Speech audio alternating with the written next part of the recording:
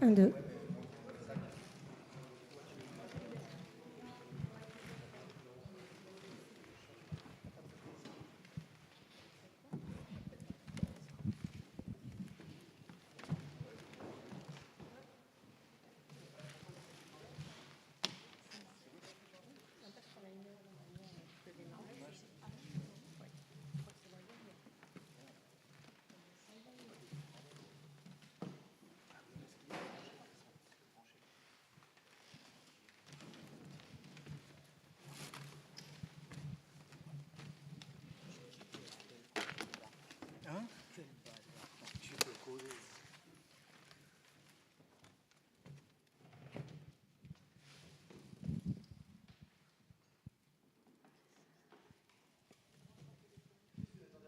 Non, on t'attend pas du tout, ne t'inquiète pas du tout, Eric, ça va. Tu te fais pas désirer du tout.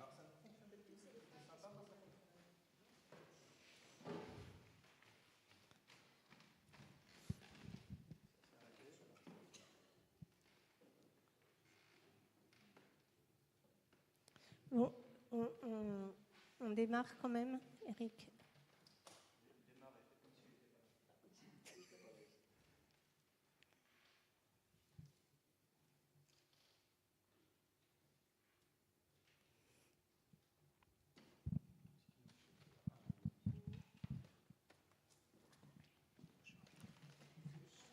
Rémi.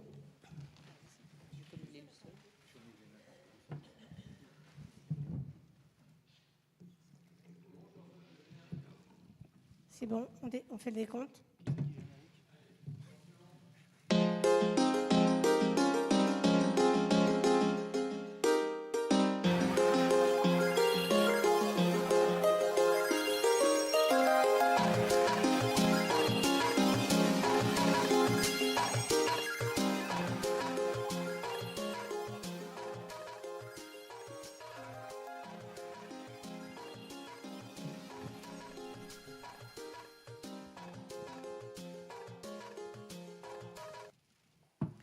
Bonsoir à toutes et à tous.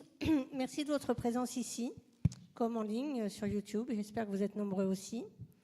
Je vais d'abord remercier l'Académie du Climat qui accueille Hortus Focus et son partenaire, l'Association des journalistes du jardin et de l'horticulture. Ce soir, avec Céline Colin-Bélier, pédologue, et Éric Lenoir, auteur du petit et du grand traité du jardin punk, nous allons parler des zones humides. Je vais laisser nos invités se présenter plus longuement, mais pas trop, tout de même. Puis nous essaierons de définir ce qu'on appelle les zones et les milieux humides, et vous allez voir que ça n'est pas si simple. Comme vous êtes ici ce soir, je présume que le sujet ne vous est pas indifférent, donc il ne vous a pas échappé que depuis quelque temps, les zones humides ont l'air d'être une préoccupation grandissante, non seulement des scientifiques, mais aussi de quelques élus, souvent un peu écolos sur les bords. Et c'est parce qu'elles ont une utilité, que dis-je, une multitude de fonctions dont il se pourrait que notre avenir dépende. Céline, Éric, quelques mots de présentation. Céline, tu commences. Bonsoir. Donc Céline Colin-Bélier, comme l'a dit Isabelle, je suis pédologue. Comme souvent les gens ne savent pas ce qu'est un pédologue ou une pédologue, je vais vite fait le dire. C'est un spécialiste des sols. C'est entre le géologue et l'agronome. On regarde le sol jusqu'à peu près 2 mètres de profondeur, là où les racines se baladent globalement, là où il y a quelques organismes, mais pas que là où il y a les organismes, des fois c'est un peu plus bas. Voilà. Ça fait 25 ans que j'ai découvert ce métier et je suis tombée dedans avec passion. Donc j'en ai même fait une thèse en cartographie des sols, en me disant c'est bien, c'est sympa, mais je ne veux pas faire de recherche. J'ai monté mon bureau d'études il y a quelques années déjà.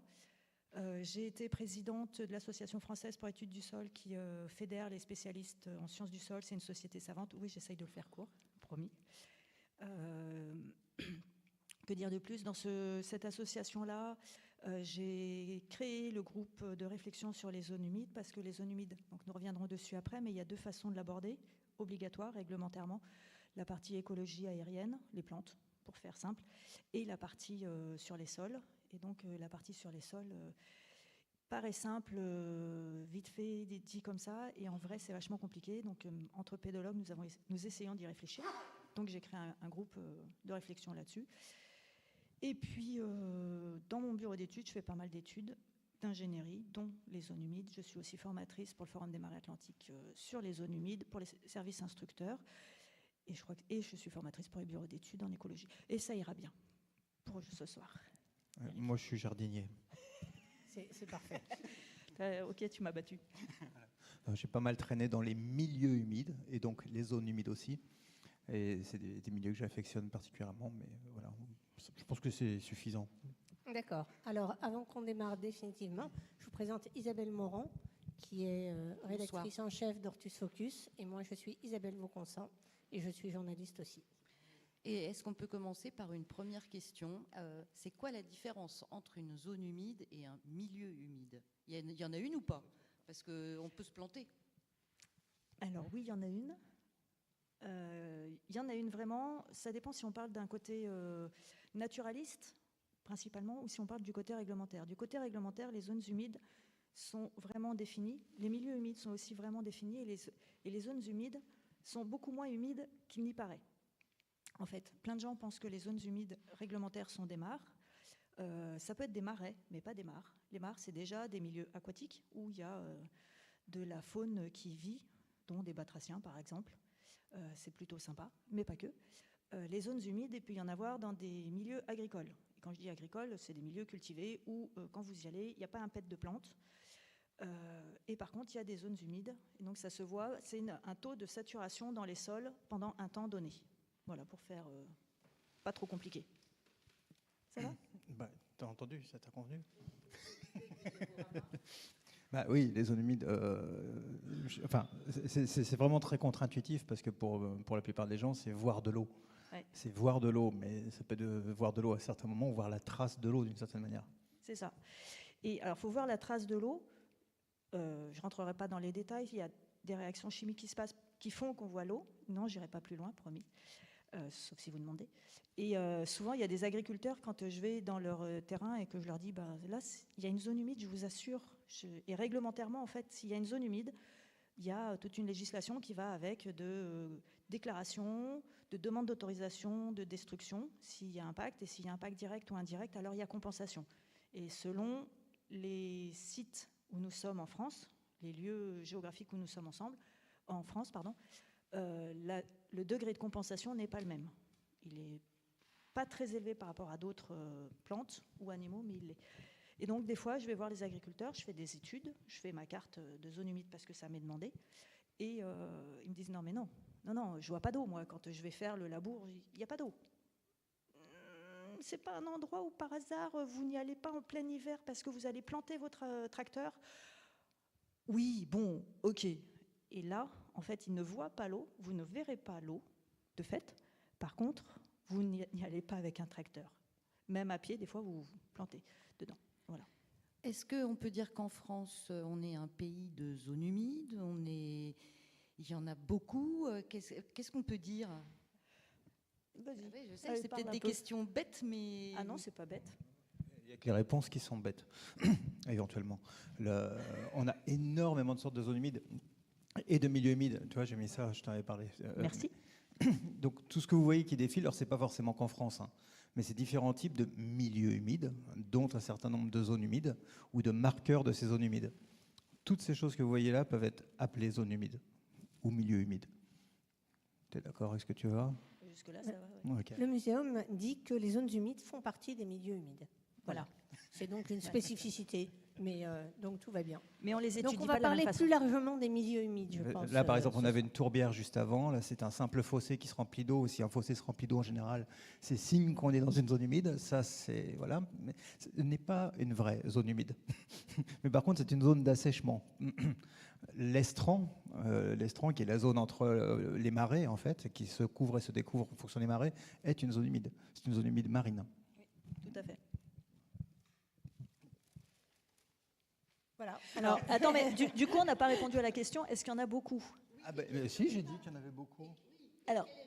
Alors, je vais compléter. C'est-à-dire que dans les études que je fais, normalement, légalement, on les fait seulement s'il y a présomption de zone humide. Mais les gens ont tellement peur de se faire taper dessus par les services de l'État qu'ils y vont. Donc des fois, je fais même des des devis en disant non mais laissez tomber, il n'y a pas de probabilité. Je peux même vous l'écrire si vous voulez, il n'y a pas de probabilité à cet endroit-là. Je ne le fais pas souvent, mais voilà. Et donc globalement, je dirais qu'un tiers des superficies que j'expertise sont en zone humide, ce qui fait quand même pas mal. En zone humide, qu'elle soit dégradée ou pas dégradée. Ça, l'état de la zone humide est plus compliqué à voir parce qu'en fait, pour savoir l'état de la zone humide, il faut regarder son fonctionnement et ses fonctionnalités. Et il faut réussir à savoir, quand elles ont été déjà impactées, un impact très simple. J'habite vers Bordeaux. Bordeaux, il y a quelques siècles, tout le pourtour de Bordeaux et même Bordeaux, c'était beaucoup une zone humide, c'était un marais.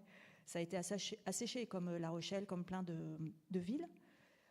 Mais allez savoir quel était l'état initial pour savoir comment ça a été impacté et dans quel état est la zone humide. Ça, c'est hyper compliqué parce qu'autour de Bordeaux, il y a encore des zones humides. Je parle de Bordeaux parce que c'était l'exemple qui me venait, mais il y a encore des zones humides qui existent.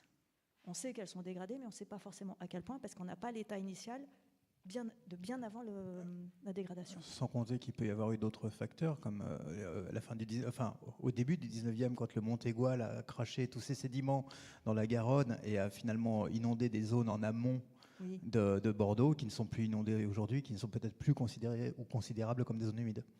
Aussi, oui, du chipote aussi. Alors, il y a quelques chiffres intéressants quand même. On considère que 87% des zones et milieux humides auraient disparu depuis 1700. 35% entre 70 et 2015, ça fait quand même pas une paille. Qu'est-ce qui leur est arrivé? Je peux causer? Non, vas-y. L'agriculture, numéro 1.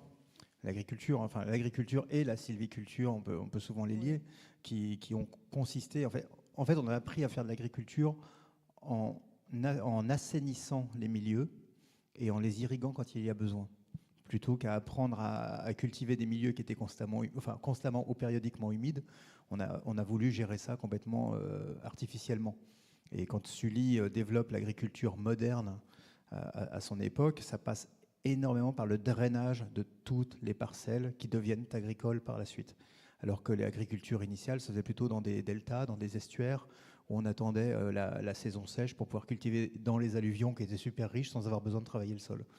Mais bon, les besoins de l'humanité ayant changé, l'aspiration à une forme d'industrie, mais sans que ce soit un gros mot, de l'agriculture, en se disant pour que le pays soit prospère, il faut que le pays mange à sa faim, ça fait ça. On ajoute les objectifs de Napoléon. Je parlais du Montégoal, mais ça avait été l'un des motifs. Le Montégoal était devenu complètement désertique à cause du surpâturage, à cause de l'arrêt de l'exploitation du châtaignier notamment. Et on s'est rendu compte qu'il y avait des ornières qui faisaient 1 mètre de profondeur. On n'était plus que sur le sec, il n'y avait plus une source autour. Et on a replanté massivement pour pouvoir recréer des sources. Ça, c'est le Montégoal. Mais dans les Landes, on a asséché pour assainir de différentes manières par le biais des arbres, parce que notamment l'espérance de vie était de 22 ans, l'espérance de vie moyenne à cause du paludisme. Et on a la même chose en Sologne, il y a des Sologneaux ici. On sait très bien que les plantations et le drainage ont consisté juste à améliorer l'état sanitaire de régions entières et d'en tirer bénéfice économique si possible. Il y avait les guerres aussi éventuellement. Hein. Faire la sylviculture pour la guerre, c'est pas mal. Pour les bateaux, tu veux dire? Oui, entre autres. Puis il y a les villes. Voilà, c'est ce que j'allais dire. Il y a l'urbanisation depuis les années 70. On a un petit peu grandi, les villes ont un peu grossi, beaucoup grossi, et malgré Ramsar, malgré les conventions de Ramsar au milieu des années 70. Explique ce que c'est Ramsar. Il y a des gens qui ne savent pas ce que c'est. Vas-y, je te laisse faire. Ah non, laisse tomber. Ouais, en fait, je sais que la loi sur les zones humides est issue de la loi sur l'eau, qui est elle-même issue de la convention Ramsar. Je ne sais pas exactement ce que c'est la protection. C'est pour ça que je te laisse la parole. D'accord, c'est un peu un ancêtre de la COP 21, mais sur la biodiversité et les milieux. La convention Ramsar, c'est un traité mondial ratifié par 170 pays en vue de protéger les zones humides et de promouvoir leur utilisation rationnelle. Voilà, c'est la définition. Merci Isabelle. Mais on peut, oui, effectivement, là-bas, alors la plantation de forêt a asséché les zones humides, mais la destruction de forêt en a aussi asséché. Alors là, on n'est plus en France, mais si on prend toute la Californie ou presque au sud de San Francisco, on a abattu des forêts qui étaient des forêts plutôt pluviales, enfin en tout cas qui captaient l'humidité de l'air et l'humidité qui venait de la mer, pour créer des zones humides dans les alentours. On a tout dévasté après le tremblement de terre de 1910, si je ne me trompe pas, où il a fallu reconstruire San Francisco dans l'urgence. Et on a intégralement détruit le milieu forestier, ce qui a asséché durablement la zone, qui maintenant est une zone de maquis qu'on n'arrive pas à remettre en arbre. Bon, alors maintenant qu'on a bien compris qu'elles avaient disparu, que c'était terrible, pourquoi? Elles servent à quoi? Puisqu'elles font que des moustiques. Bah Non, déjà, je c'est rigole. pas mal. Elles On servent aurait à peut-être quoi? plus d'hirondelles s'il y avait plus de zones humides. Les et de milieux moustiques. humides, pourquoi est-ce qu'il faut absolument les sauvegarder?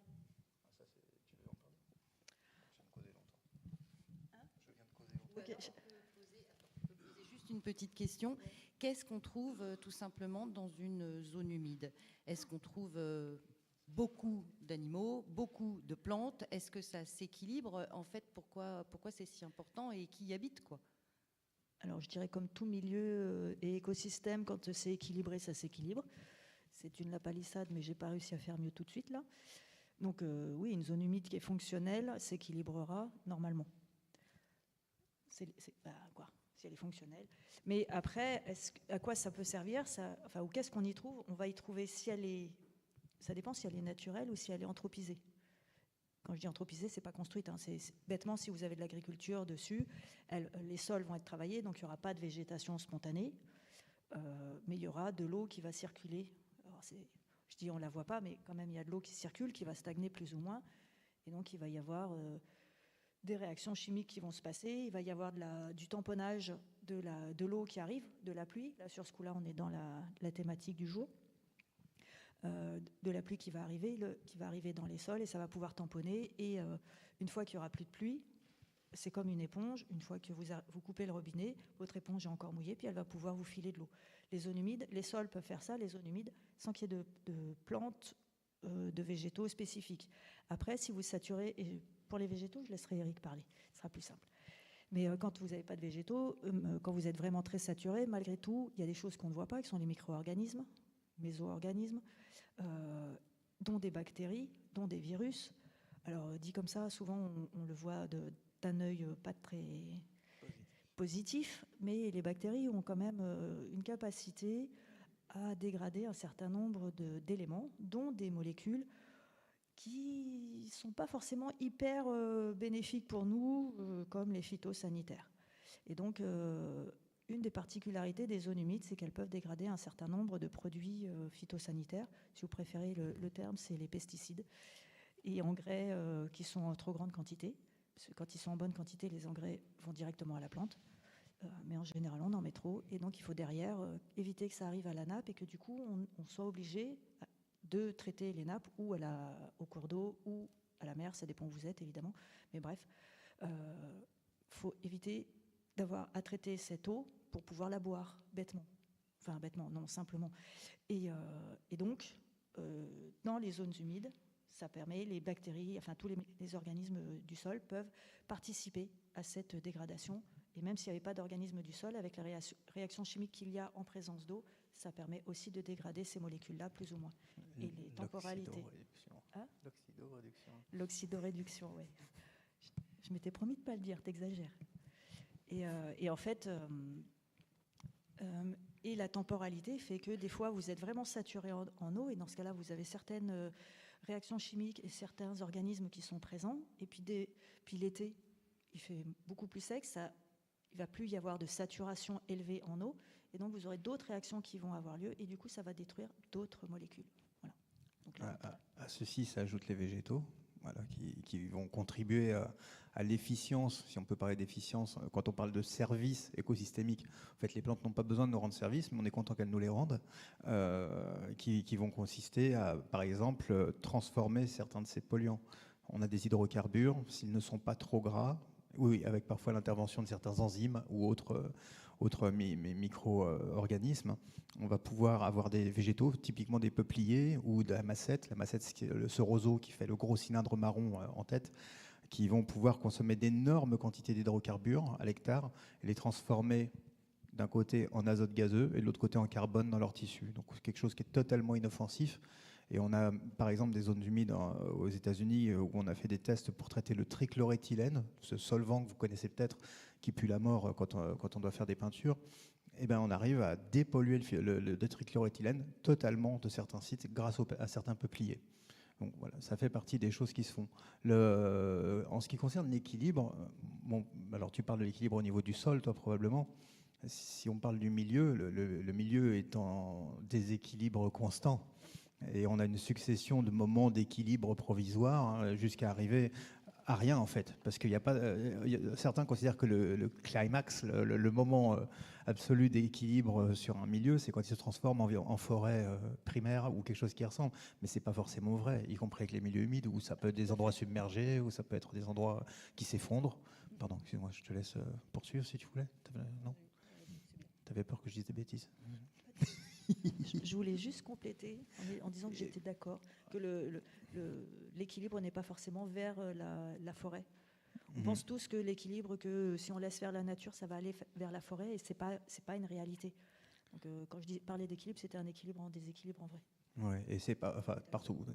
Les milieux humides, en plus, certains naissent d'accidents géologiques, d'événements. Quand vous avez d'un seul coup des énormes glissements de terrain, ça va complètement reconfigurer une région. Parfois, une glaciation va reconfigurer une région, de même qu'une sécheresse de très très longue durée va aussi la reconfigurer. On a le Sahel, par exemple, il manque très peu de choses pour que ce soit une zone humide. Très peu. C'est un peu sec quand même. Oui, mais on a une nappe qui n'est vraiment pas profonde. Et c'est des endroits qui ont été verts à certaines périodes. Alors, parmi les autres équilibres dans lesquels les zones humides ont un rôle, il me semble qu'il y a tout le cycle de l'eau. Je te laisse développer. Bon, d'accord. Mais bon, parce qu'on avait une pédologue, c'était bien aussi. Le cycle de l'eau, oui, l'idée actuellement, enfin, comme je disais tout à l'heure, on a fait de l'agriculture notamment, mais bon, on ne peut pas incriminer que l'agriculture, hein, notamment sur l'émission de pollution. On a quand même plein d'autres sources de pollution qui sont pas mal. Et cette agriculture qui a eu besoin d'assainir les sols pour pouvoir cultiver, sauf quand on faisait des rizières, grosso modo. Aujourd'hui, on se retrouve avec une ressource en eau qui commence à manquer par période, des fois très longue, qui arrive trop abondamment à d'autres, pas partout. Là, on a un déficit dans le sud de la France qui ne fait que s'aggraver. Même les épisodes méditerranéens, tels qu'on les nomme maintenant pour plus les appeler Cévénols, parce qu'ils dépassent largement les Cévennes, ne compensent pas ça. Puis ils ne s'arrêtent plus aux Cévennes en plus. C'est pour ça qu'ils les appellent méditerranéens. Ouais. Voilà, c'est sympa. On hein. est d'accord. Et l'un des objectifs pour limiter la casse, c'est de ralentir l'eau. C'est l'un des objectifs principaux en termes agronomiques, en termes de gestion des territoires, d'aménagement du territoire, c'est ralentir l'eau dans ces zones humides, qui sont des zones tampons de mille et une manières. On a parlé du tampon chimique. C'est une zone de tampon chimique, c'est une zone de tampon biologique aussi. C'est des zones qui sont souvent des corridors écologiques extrêmement importants, voire des oasis quand elles sont dans des espaces très très morcelés. Et on a la même chose avec l'eau. En fait, on a besoin qu'elle descende lentement dans le sol, parce que les sols qui sont imperméables sont rarement totalement imperméables. Il y a toujours une petite part de porosité, et si ça ne bénéficie pas directement au sol, ça va aussi bénéficier à l'hygrométrie, l'humidité de l'air. On sait par exemple, j'ai une grosse bataille au niveau de la gestion de la forêt autour du bois mort.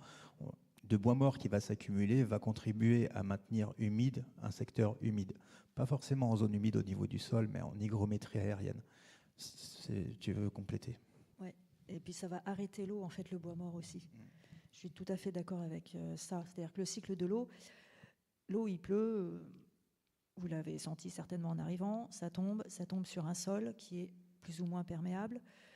Et il y a des sols, il peut y avoir des plantes. Les plantes vont ralentir la chute de l'eau. S'il n'y a pas de plantes, ça tombe directement sur des sols nus.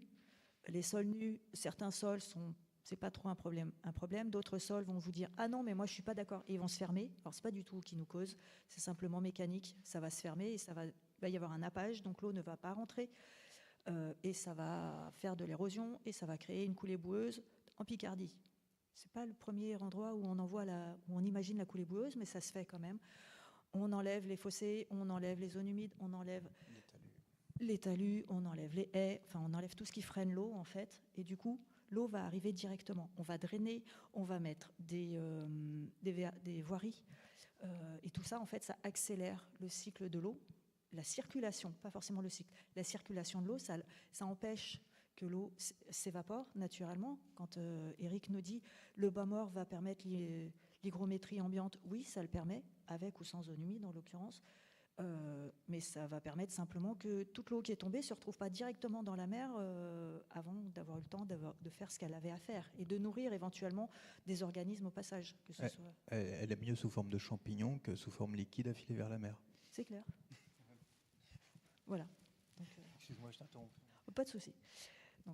Donc la zone humide sert à ça aussi, à garder cette eau-là, à la garder avant qu'elle parte à la mer, à la garder avant qu'elle descende dans les nappes, à dégrader. Et elle permet aussi à créer des lieux où il va y avoir de l'évaporation, l'évapotranspiration avec les plantes et de l'évaporation tout court, et donc à éviter que les nuages se partent au-delà de l'égoile. Puisqu'on parlait de l'égoile tout à l'heure, il y a aussi ça, c'est-à-dire que si les nuages, s'il n'y a rien pour les retenir, s'il n'y a rien pour les créer et les retenir, ben l'eau, elle s'en va ailleurs. Les nuages étant de l'eau s'en va ailleurs et pas de chance. C'était prévu qu'il pleuve, finalement, il pleuvra chez les autres et ça n'arrive pas forcément chez nous.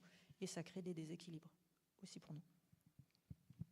Quand on a préparé, tu nous as dit « Oh, il va falloir absolument que je parle de la peur des zones humides. » Vas-y. Oui, mais on a parlé des moustiques.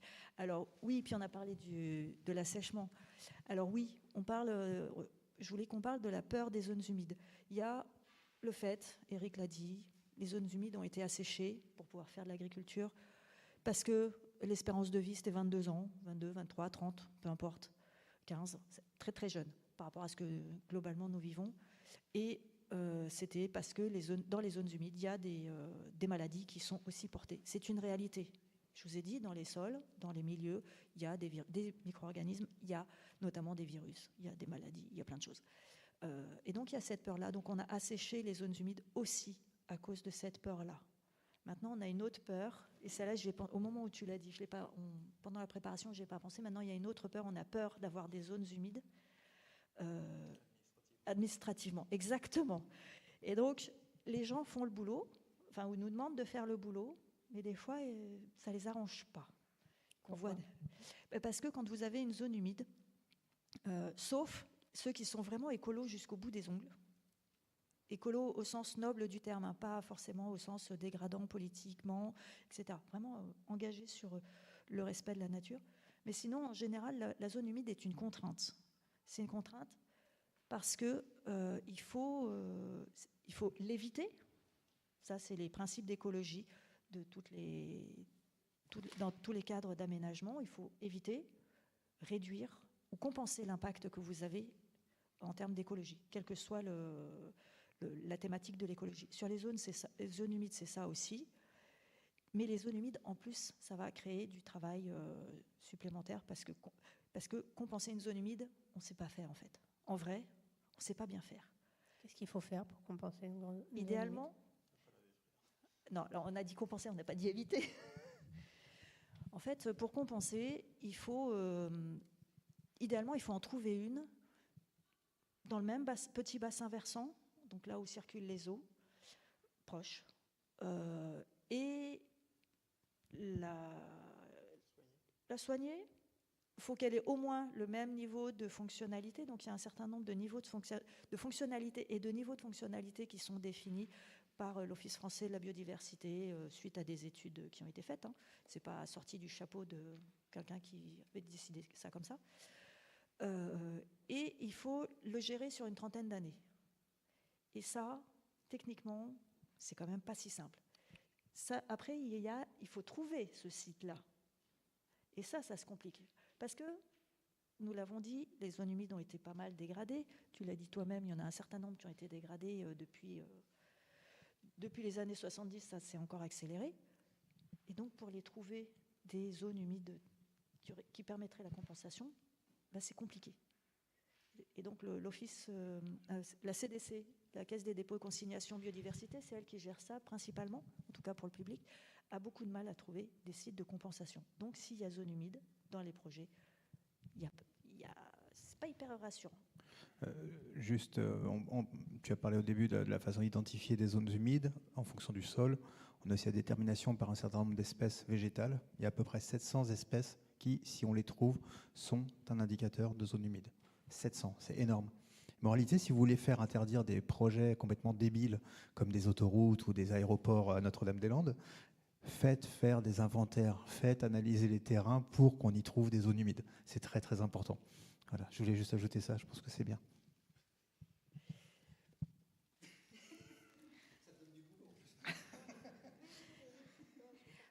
Si je peux juste poser une petite question encore à Eric. Toi, tu as ton jardin qu'on est un peu nombreux à connaître, là, le Flérial. Tu as créé des bassins où tu as trouvé des zones humides que tu as entretenues, conservées. Tu es parti de quoi? Alors, le terrain est effectivement une zone humide. J'ai tous les indicateurs de sol, de végétation initiaux qui étaient là. C'est un terrain qui était en jachère. Il y a une loi qui gère les zones humides, c'est la loi que tout le monde veut contourner quand on a des projets à développer, qui est la loi cadre sur l'eau, qui est extrêmement complexe, d'ailleurs qui parfois se contredit ou rend les choses totalement impossibles. C'est vraiment une loi importante et en même temps mal foutue, comme toutes les très très grandes lois, parce qu'il y a des spécificités territoriales ou autres. Donc, mon terrain est concerné. C'était une jachère agricole depuis 3 ans. Donc j'ai cherché à aménager le terrain différemment de ce que c'était nécessairement, en essayant de maintenir les fonctionnalités de zone humide et en même temps en ayant ce que moi j'y souhaitais, c'est-à-dire des milieux humides, notamment des mares, avec mares temporaires, mares permanentes, fossés, et ramener de la diversité végétale. Voilà. Donc j'ai travaillé dans une zone humide. Pour échapper à la loi cadre sur l'eau, j'ai fait en sorte que l'ensemble de mes aménagements prennent moins de 1000 mètres carrés. Voilà. Alors, est-ce que ça veut dire, j'ai juste une petite question pour rebondir là-dessus, parce qu'après, il y a des différences d'échelle aussi entre des projets comme toi, tu peux les voir. J'ai des grands et des petits, hein, j'ai pas que des grands. Oui, mais des grands, des petits, mais ça veut dire que si on peut alors créer ou recréer des zones humides chez soi quand on est un particulier. Est-ce que, on a le droit, sinon on se fait taper sur les doigts? Est-ce que si on crée une mare artificielle, quelque chose d'artificiel, mais qui va créer de la vie et qui peut éventuellement être attenant à une zone humide, et qu'est-ce qu'on peut faire en fait à une échelle de jardinier toute bête? Déjà, éviter de faire au maximum. C'est toujours la même chose. On commence par éviter. Et si on sent qu'on peut vraiment pas éviter ou qu'on a le sentiment que ça peut réellement apporter quelque chose, mais pour ça, va vraiment falloir être honnête avec soi-même, on peut commencer à travailler. Il y a 1000 façons de le faire. On peut foutre une bâche et on a créé une zone humide si on a remis de la terre dedans. Je sais que t'aimes pas, hein, mais c'est quand même une réalité. Si on enterre une bâche à 50 cm de profondeur, qu'on remet de la terre par-dessus, on a créé une zone humide qui n'a absolument pas les mêmes fonctionnalités qu'une zone humide naturelle, parce qu'on n'a plus la porosité verticale, exactement, mais où on peut implanter certaines espèces qui n'auraient pas vécu là autrement. Donc on peut s'amuser à faire ça. La question c'est, est-ce que c'est utile? Est-ce que c'est pas pire? Est-ce que c'est utile? Est-ce que c'est pas bien? Est-ce que c'est souhaitable? Est-ce qu'il vaut mieux éviter de le faire? Si on parle ressources en eau actuellement, puisqu'on a parlé du manque d'eau, l'eau est mieux dans le sol qu'à l'air libre. Si on parle de biodiversité, avec certaines espèces qui ne trouvent plus de milieu à habiter, qui sont par exemple certains milieux humides, ça a de l'utilité d'en faire. Éventuellement, si la ressource en eau est suffisante, si on ne contribue pas à l'épuisement de cette ressource en eau qui devrait être contenue dans le sol plutôt que l'inverse. Donc c'est des sujets où il n'y a pas de réponse type.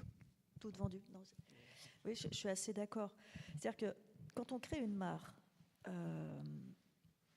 c'est intéressant, ça crée un milieu humide avec tout un écosystème qui va venir là, des batraciens très certainement, et c'est intéressant en termes de biodiversité. Mais quand tu crées une mare, en fait, il faut bien voir que derrière, tu as drainé l'eau en réalité. C'est-à-dire que toute l'eau qui pourrait rester dans les sols et être protégée de l'évaporation, tout simplement. Tu as une plus grande surface d'évaporation quand tu crées une mare.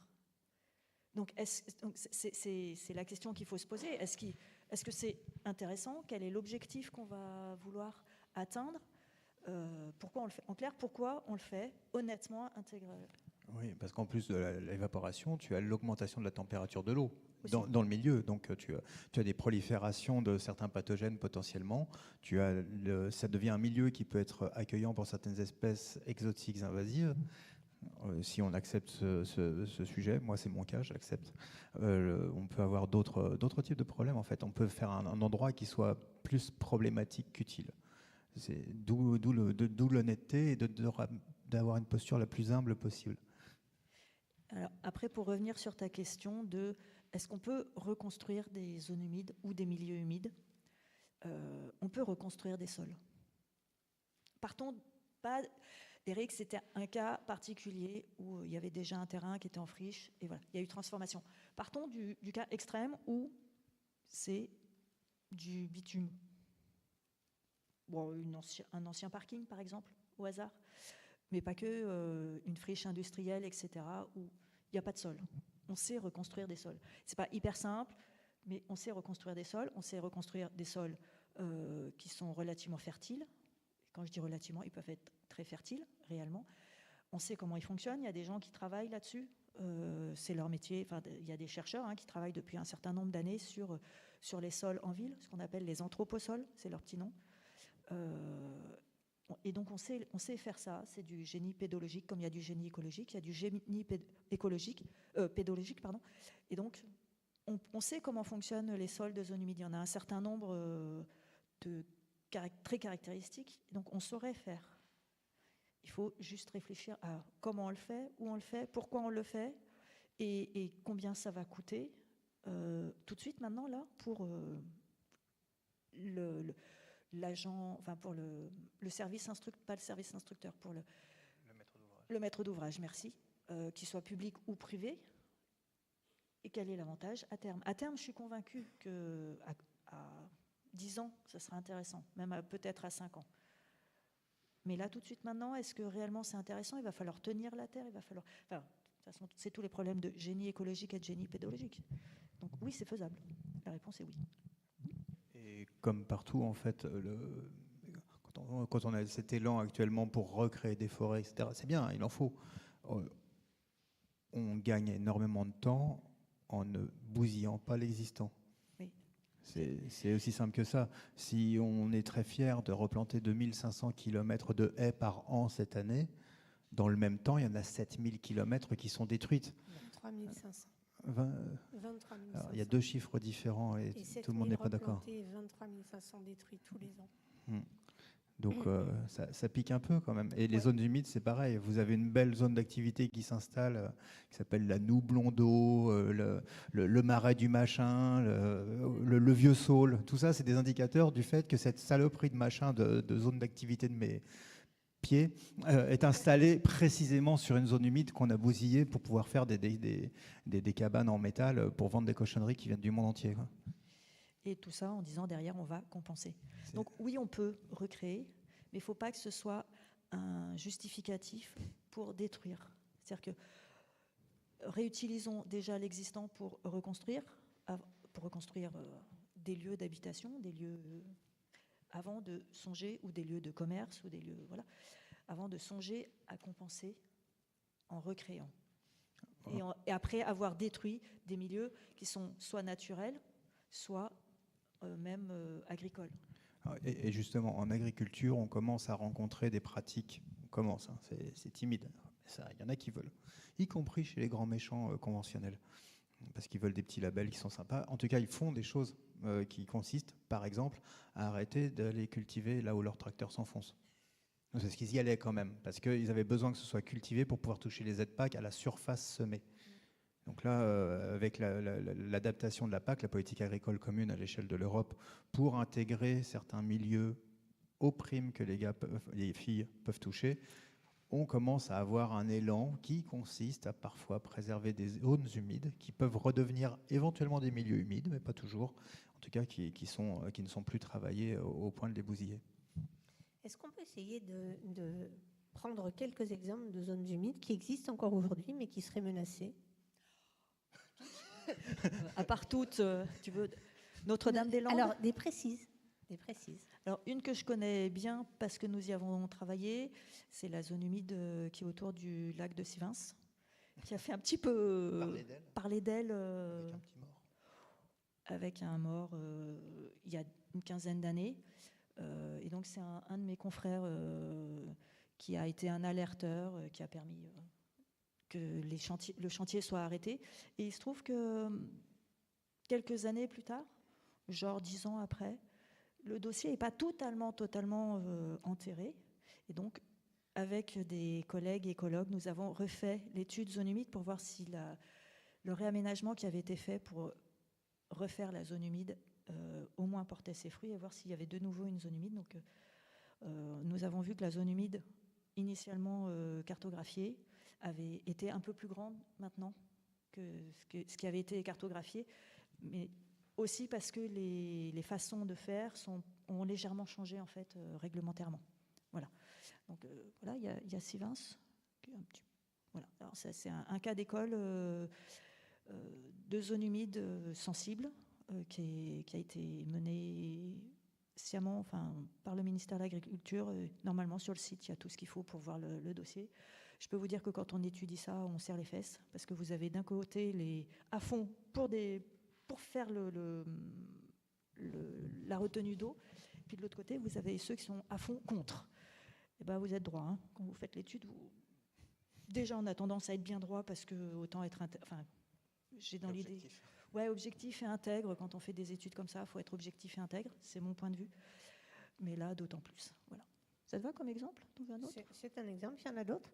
Il y en a partout. Enfin, vraiment. Là, moi, j'ai le nez en Bretagne actuellement. Et, en Bretagne, on a même pas parlé des algues vertes et tout ce qui va avec, mais en attendant, il y a quelque chose qui est en train de se produire qui est assez dramatique.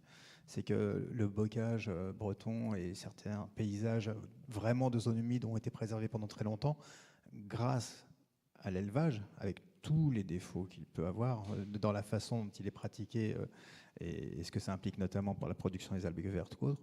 Mais maintenant, l'élevage, c'est un peu difficile pour certains, on lâche un peu l'affaire, et surtout la chimie permet de cultiver par exemple des plantes comme le colza. Donc on commence à faire des grandes cultures en Bretagne, ce qui ne se faisait pas beaucoup, en tout cas en centre-Bretagne, et ça c'est une énorme menace pour les milieux. Oui, on a vu aussi cet été du maïs aussi, des grands champs de maïs. Alors le maïs, ça fait déjà un moment, mais qui descendent jusqu'à la mer. Oui, faut bien les nourrir, ces braves bêtes, avec du maïs qui est ensilé, puisqu'elles ne peuvent plus manger de l'herbe. D'accord, donc la destruction des zones humides s'est accélérée depuis les années 2000 et on n'a pas le sentiment que ça ralentit. Ben non. Ben non. Non, on ne peut pas dire autre chose. Il y a une prise de conscience, c'est ça qui est dingue en fait. C'est qu'on a une prise de conscience. Oui, si on arrive à avoir le diaporama qui est sur l'ordinateur, ce serait génial. Merci beaucoup, c'est super. On a des techniciens qui viennent pendant la séance. Les danseuses arrivent juste après. Ah non, moi je veux que des danseuses. Bref, c'est histoire de dire des bêtises. Je sais plus, ouais, ça s'accélère. En fait, la prise de conscience est réelle. Vraiment, l'ONU, toutes les agences internationales d'études écologiques, étatiques, savent à quel point c'est prépondérant. On en parle avec les mangroves, on a eu un petit échange sur les mangroves qui sont parmi les freins à l'érosion du trait de côte dans toutes les régions qui sont en train de se faire bouffer, qui sont tropicales notamment. Mais bon, les mangroves, on a aussi, nous, des deltas, des endroits comme ça qui pourraient être renforcés. Et tout le monde sait, en fait. Tout le monde sait, aux plus hautes échelles. Sauf qu'on est incapable actuellement de freiner l'expansion des villes. On était censé faire du zéro artificialisation nette. La réponse, c'est mon cul. Voilà, je suis désolé, mais non, mais c'est hallucinant quand même. Attends, c'est que le début. Oui, c'est que le début. Ouais, c'est juste absurde en fait. C'est ça qui est extrêmement frustrant, c'est qu'on a c'est comme pour le réchauffement climatique, on est à l'Académie du climat. Il n'y a aucun doute. On a la liste des choses à faire. Ça passe énormément par la préservation. C'est le moyen le plus rapide de régler une partie de nos problèmes. C'est préserver ce qui existe et renforcer ce qu'on a commencé à protéger. Mais on s'en cogne parce que l'économie passe avant, parce que les gens veulent des endroits où habiter et que quand tu es dans une ville, en général, beaucoup de villes sont faites au bord d'une rivière ou avec une rivière qui les traverse, et quand on s'étend, on reste dans le lit de la rivière parce que c'est à peu près à plat, on va rarement aller sur les coteaux et que c'est toujours ou presque dans des zones humides. Par exemple. Alors, pour la clarté du propos, si on listait un peu les zones humides, le type des zones humides, il y a des zones palustres, il y a des zones artificielles, qu'est-ce qu'on rentre? Est-ce qu'on peut dire, par exemple, les marais, les tourbières, les marécages, mais est-ce qu'il y a... Qu'est-ce qu'on fait rentrer dans les zones humides exactement? Les tourbières sont des zones humides. Les marécages et les marais sont plutôt des milieux humides. Et après, il y a Dans les zones marines? Il y a les landes humides. Il y a ce qu'on appelle les landes humides. Ça se définit aussi. Alors, c'est plutôt une définition écologique, la lande humide, mais ça existe. Il y a les... alors là, je suis en train de réfléchir. Les estuaires? Non, alors c'est plutôt en fonction des milieux et des plantes. C'est souvent les plantes qui vont donner le nom de la zone humide. On ne parlera pas des zones humides agricoles, vu que celle-là, il n'y a pas de plantes naturelles. Tu as les aulnaies. Les aulnaies sont des zones humides, mais qui peuvent être en estuaire ou pas en estuaire. C'est vraiment des lieux où tu auras des forêts d'aulnes. Il y a toutes les mégaforbières. Les mégaforbiers, tout ça, tu en as plein. En fait, il y a une classification qui s'appelle EUNIS, qui liste les milieux déjà. Et rien que les milieux humides, on en a une liste incommensurable. Entre les prairies humides d'altitude, les prairies humides de plaine. Enfin, il y a énormément de zones humides. Comme disait Céline, il y en a quand même un tiers des milieux sont des zones humides, grosso modo. Grosso modo. Après si, il y en a une que j'aime beaucoup, notamment parce qu'on la trouve pas mal chez moi et parce que du coup, j'ai découvert un papillon. Il y a les Landes à Moligny avec le Fadet des Lèches, qui est un papillon. Le Fadet des Lèches. Non, il faut quand même ralentir le truc, s'ils vont rien comprendre, les pauvres. Pardon, vas-y, redis-le. La Moligny, c'est une plante et la Lèche, c'en est une autre. Ils vivent toutes les deux dans les zones humides. Ce sont principalement, parce que voilà. La Moligny peut être sur milieu calcaire et pas humide. Ça, oui, mais elle est capable d'aller chercher la flotte très très loin, la Moligny. Ouais, mais du coup, ça fout le merdier pour les écologues. Ça les occupe. Non, mais du coup, il y a un papillon dedans, donc ça s'appelle la lande à Moligny avec le Fadet des Lèches. Voilà, oui. J'aime beaucoup.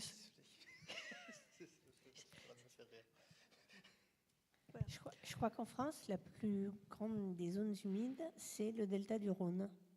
C'est vrai, ça se confirme? Avec la Camargue, ouais, j'imagine. Oui, ça se confirme. Oui, je pense que c'est la zone humide d'un seul tenant. La zone humide d'ailleurs, sans Z. Oui. La zone humide d'un seul tenant, oui, ça me paraît probable. Parce qu'après, en termes de longueur, tu peux avoir, tu demandais tout à l'heure les zones humides, un exemple de zone humide qui a failli être impactée ce coup-ci. Et finalement, ils ont décidé de ne pas faire, c'est la CNR, Compagnie Nationale du Rhône. J'ai vu tout à l'heure quelqu'un qui est de Lyon, notamment, enfin par là. La CNR avait dans l'idée de faire un nouveau barrage. Voilà. Et le projet a été, au moins pour l'instant, abandonné. Oui, non, je dis pour l'instant parce que voilà, c'est tout frais de cette année. Mais il se trouve que j'avais été contactée pour accompagner les équipes là-bas. Et c'est le long du Rhône, c'est dans la plaine alluviale du Rhône. C'est une plaine alluviale qui est très cultivée. Donc en soi, ce n'est pas un milieu humide, ce n'est pas reconnaissable par des plantes. Par contre, on sait très bien que c'est une zone humide et c'est tout le long du Rhône. Et je pense que tout le long du Rhône, pour avoir grandi par là-bas, il y a une zone humide qui part de quasiment le lac Léman, j'allais dire de Genève, mais va pour Léman, jusqu'au delta du Rhône. Voilà. À quelque chose près. Après, ça peut être plus ou moins interrompu, voilà, mais voilà. On a aussi la transition écologique qui bousille des zones humides. Là, actuellement, par exemple, pour réduire le bilan carbone du transport, on veut se diriger vers le fluvial. Et donc, il y a certains fleuves, notamment la Seine, pas loin d'ici, et l'Yonne aussi, qu'on souhaite passer à ce qu'on appelle en grande capacité pour pouvoir amener des péniches qui vont venir directement depuis le port du Havre, par exemple. Actuellement, ça va jusqu'au sud de Sens. Pour Lyon, donc on voudrait que ça puisse aller au moins jusqu'à Auxerre.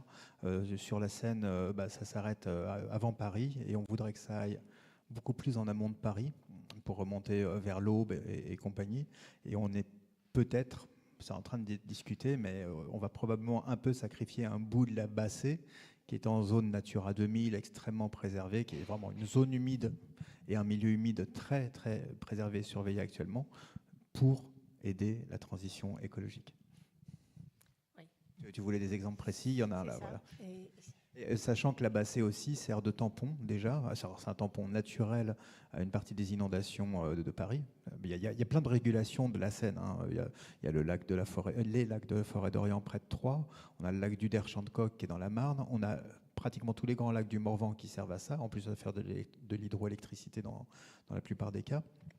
Mais on a aussi ces zones tampons, comme l'est la Bassée. La Bassée, c'est près de Nogent-sur-Seine, enfin entre Nogent-sur-Seine et, si je ne me trompe pas, Bray-sur-Seine, en Seine-et-Marne. Et c'est beaucoup de saules, enfin c'est beaucoup de ce qu'on appelle des forêts rivulaires et des marécages sur des sols très argileux qui permettent, en fait, lorsqu'ils sont inondés, de ralentir l'eau qui arrive sur Paris et d'inonder moins vite Paris.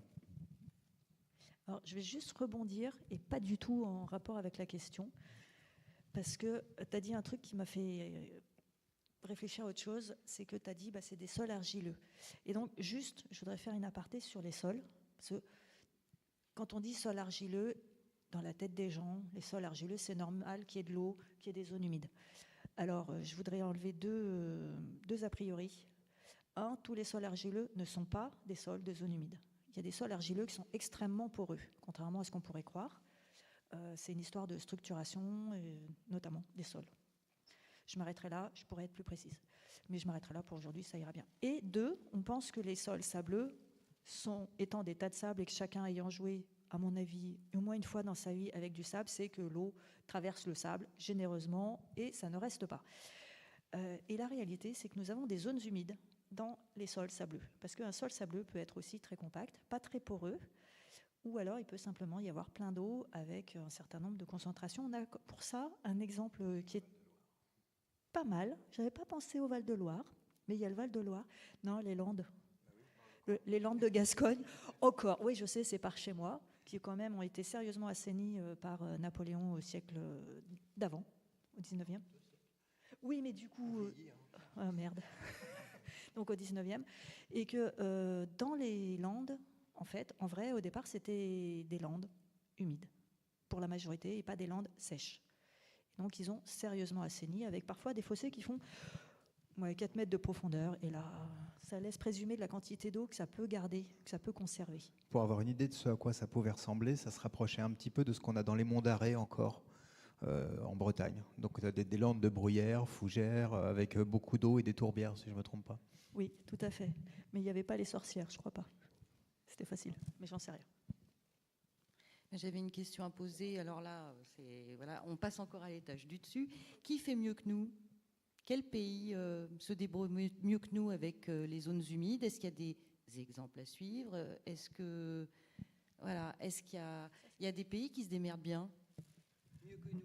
Ça dépend ce que tu appelles se démerder. Les Néerlandais se sont super bien démerdés pour rendre toute la zone productive. Ça, ils se sont vraiment démerdés. Ils avaient des zones humides Tu parles des partout. polders, peut-être ? Peut-être, par exemple. Donc ça, c'est une façon de se démerder, des zones humides. Non, ce que je voulais dire, tu as compris, mais c'est aussi, est-ce qu'il y a des pays où on a pris conscience de ça depuis très longtemps et où on a agi différemment ? Est-ce qu'il y a quand même... parce que quand on vous écoute, on a l'impression qu'on a... C'est panique à bord et c'est C'est la un fin peu du monde. panique à bord et que c'est un Oui. peu stressant et angoissant. Pardon. Mais non, mais c'est normal, de toute façon, c'est une réalité. Mais est-ce qu'il y a, est-ce qu'il y a des exemples à suivre ? Alors, spécifiquement sur les zones humides, j'ai pas d'exemple. Sur la gestion avec la nature, pas très loin de chez nous, il y a la Suisse, par exemple. La Suisse a une capacité quand même à détruire pas mal de choses. Enfin, je veux dire comme nous tous, et ils ont des villes qui grandissent, des infrastructures, etc. Mais ils ont une gestion de plus long terme. Et quand ils détruisent quelque chose, alors ils ont fait des autoroutes, et en l'occurrence, j'ai appris la pédologie sur un remaniement parcellaire, pardon. Ils disent remembrement en Suisse. Donc sur une réflexion de qualité des terres autour d'une autoroute dans le Jura suisse qui rejoignait le Jura français. Et j'ai vu comment ils traitaient ça, comment ils détruisaient, et ils savaient ce qu'ils détruisaient, que c'était de qualité, et donc ils le conservaient, et après ils le remettaient autant que faire se peut, ou le réutilisaient. C'était pas juste du déblai poubelle. Voilà. Et ça, c'était... Voilà, alors c'était un siècle dernier, ce coup-ci, c'était en 99. Ouais, non, mais les Suisses sont très vigilants, comme ils sont un petit pays, ils veulent absolument conserver leurs ressources. Donc ils ont pareil une gestion de la forêt qui est beaucoup plus pointue que la France, beaucoup plus protectrice qu'en France, et malgré tout qui exploite beaucoup. Donc c'est un point de vue différent. Ouais, je peux parler des exemples aux États-Unis, en fait, un pays, même sous Trump, même dans des États aussi trumpistes que la Floride, on a une notion autour de la sauvegarde des zones humides d'urgence, en fait. Là, actuellement, on a les Everglades, vous avez peut-être entendu parler de cette réserve naturelle absolument gigantesque, occupe naturellement, normalement, entre un quart et un tiers de l'état de la Floride. Donc c'est des marais, des zones humides, des marais salants, vraiment un truc de dingue. Et ça a été complètement drainé au début du XXe siècle pour pouvoir les exploiter, tout simplement, faire de la bonne canne à sucre qui nourrit personne, et puis pouvoir construire des villes à certains endroits. Et le problème, c'est que maintenant, entre la montée de la mer et le régime des pluies, qui est encore différent, avec des ouragans de plus en plus fréquents, beaucoup plus violents, elle se retrouve avec des inondations dans un sens, des inondations dans l'autre, des ressources en eau douce qui se salinisent. Donc, faut imaginer quand vous avez une nappe phréatique d'eau douce qui prend le sel de la mer, c'est définitif. Elle est foutue. On ne boit plus. On n'a plus moyen de s'abreuver, sauf en désalinisant, ce qui pose d'autres problèmes environnementaux. Et donc, cet état de Floride hyper conservateur, fait de gens qui n'en ont rien à foutre de l'environnement, a un projet à quelques dizaines ou centaines de milliards de dollars pour sauvegarder et réparer le réseau hydrologique de la Floride, le reconstituer pour que toute cette zone humide complètement dingue que sont les Everglades reprennent une partie au moins de leur fonction naturelle. Voilà, ça c'est un exemple. Les Ricains, en fait, les Américains, pardon, on n'est pas filmé, c'est l'essentiel. Les Américains sont très faiseurs, ils sont très dans l'action.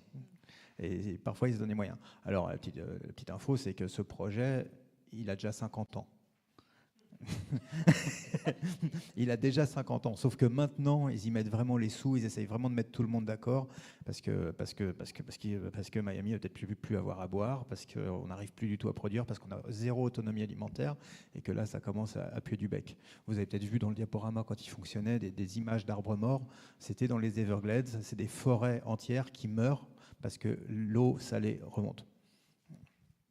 Là, on a entendu, il y a une info qui est sortie là, il y a 1 ou 2 jours, de petites grenouilles qui sont en train de se sauver parce que dans la Manche, il y a justement de l'eau salée qui rentre dans une zone humide et que ça les tue. On a en France, en Camargue, les premières nappes phréatiques qui sont fichues dans des villages qui sont maintenant alimentés par pipeline, par tuyaux en fait. On les alimente depuis l'amont parce qu'il n'y a plus d'eau dans le village qui était habité depuis parfois des milliers d'années. Alors justement, comment ça va se passer quand on va avoir une vraie montée des eaux? Parce que c'est quoi là les prévisions? On a une vraie montée des eaux. Je sais pas quand on a. Bon, on a déjà. Alors, elle a commencé, mais elle va s'accroître. Non, elle continue simplement. Pour l'instant, elle ne fait. Enfin, les modèles sont très variables et je ne m'aventurerai pas sur ces modèles-là. Mais ce que je sais, c'est que les prévisions, pour l'instant, côté Bordeaux, c'est 80 cm de plus. 2100 par rapport à maintenant. Donc ça veut dire que concrètement, il va y avoir beaucoup de Saint-Estèphe, les pieds dans l'eau salée. Si vous aimez le Saint-Estèphe, c'est ballot parce que c'est vraiment très bon, mais ça va être sérieusement salé et ça va vraiment poser un problème. Donc pour l'instant, et puis en plus la montée des eaux, Eric en parlait tout à l'heure, ça abîme un petit peu la côte, le littoral.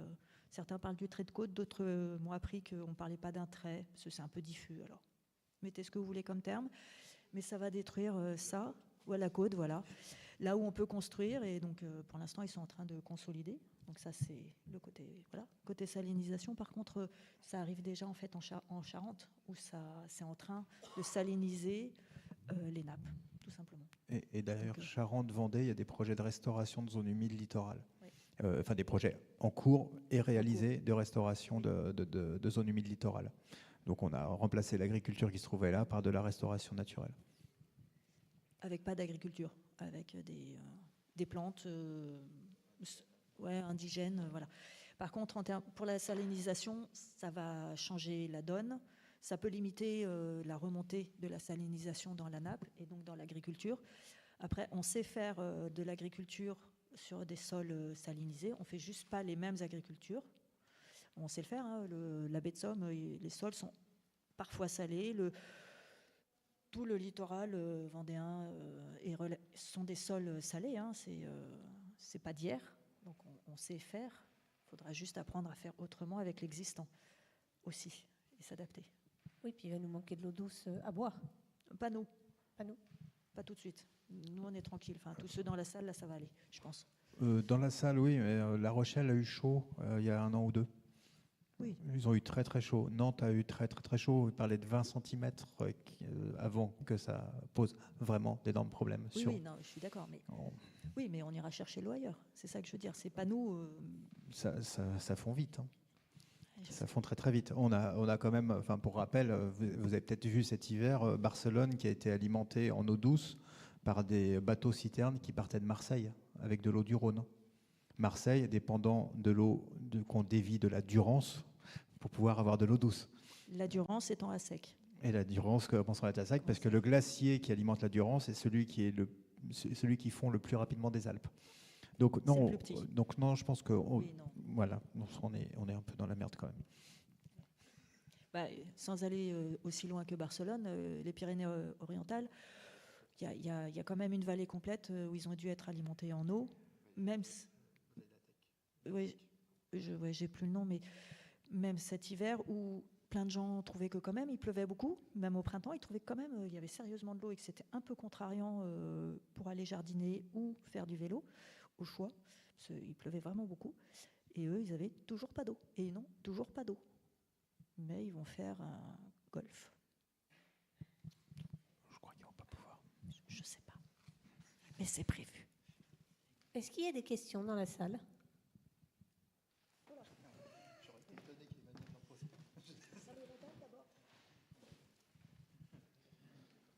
Oui, bonsoir. Si j'ai bien compris, une zone humide, c'est une super station d'épuration gratuite ? Je peux dire juste oui ? C'est une super station d'épuration et de traitement des pollutions, oui. Dans l'idéal, ce serait bien qu'elle n'ait pas besoin de l'être. La zone humide ou la station d'épuration ? Les deux, mon général. C'est un peu le souci, c'est que c'est toujours délicat. En ce qui me concerne, j'évite de mettre trop ça en avant. C'est l'argument qui vient à la fin de tout le reste. Parce que tout ce qu'on apporte comme solution, c'est comme le technosolutionnisme. Dès qu'on dit on a des solutions naturelles pour dégrader les polluants, on se dit c'est bon, on peut continuer à larguer dans le milieu. Et alors que l'idée, c'est quand même juste d'arrêter de polluer. D'éviter. Je vais reformuler. Alors, une zone humide, c'est indispensable pour retenir un sol.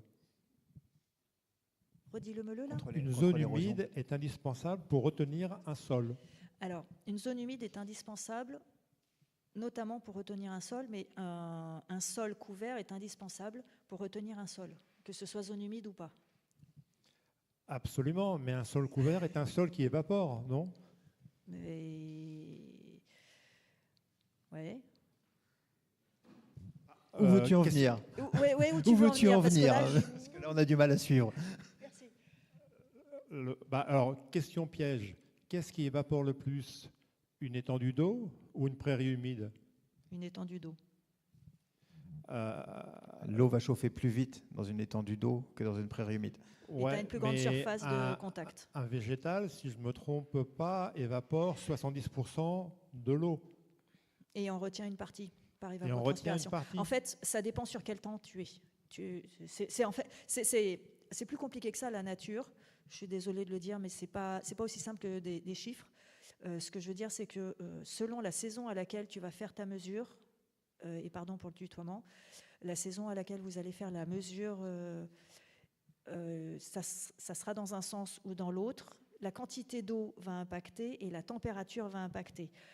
Parce que quand il quand il fait très chaud, les plantes, à un moment donné, elles se ferment. Quand il fait trop chaud, elles arrêtent d'évapotranspirer parce qu'elles se protègent. Par contre, l'eau, elle s'arrête jamais d'évaporer. Quand vous êtes en plein milieu de l'hiver, la majorité des plantes sont en dormance. Donc, elles ne vont pas évaporer l'eau. Par contre, au-dessus de 0 degré, allez, soyons généreux, au-dessus de 5 degrés, l'eau, elle continue à partir en gaz. Elle n'est pas vraiment évaporée parce qu'on dit que l'eau bout à 100 degrés, je suis d'accord, mais elle ne reste pas forcément là. Y compris si elle est sous forme de glace, parce que tu peux avoir de la sublimation aussi. Passer directement de l'état solide à l'état gazeux. Ça existe aussi. Le peuplement végétal va changer les choses aussi, y compris sur un plan d'eau. Un plan d'eau qui est recouvert de nymphéas paradoxalement, va moins perdre d'eau que le même plan d'eau sans nymphéas. Parce que les nymphéas vont couvrir la surface et refroidir la température. C'est pas paradoxal, Non, mais c'est complémentaire. Non, ça peut être contre-intuitif pour quelqu'un qui n'a pas forcément l'habitude de ces milieux.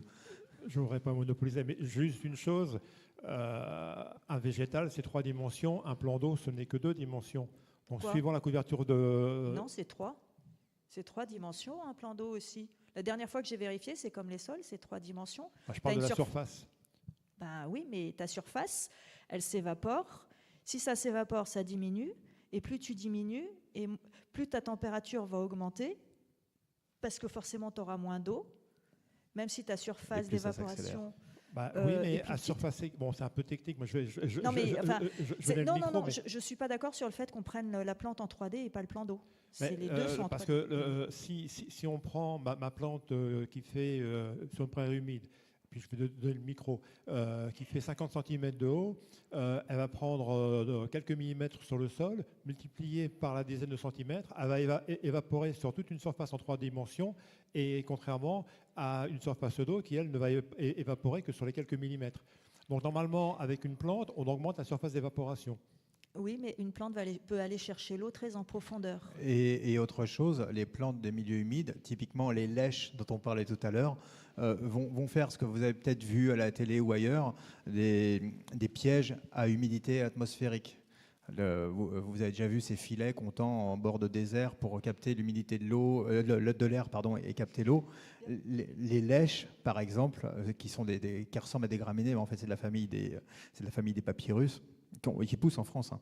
Il y en a plein, vont capter cette humidité et la ramener au milieu. Donc en fait, elles compensent une partie de la perte qu'elles occasionnent elles-mêmes. Et mieux que ça, elles vont plutôt amener plus d'eau qu'elles n'en perdent.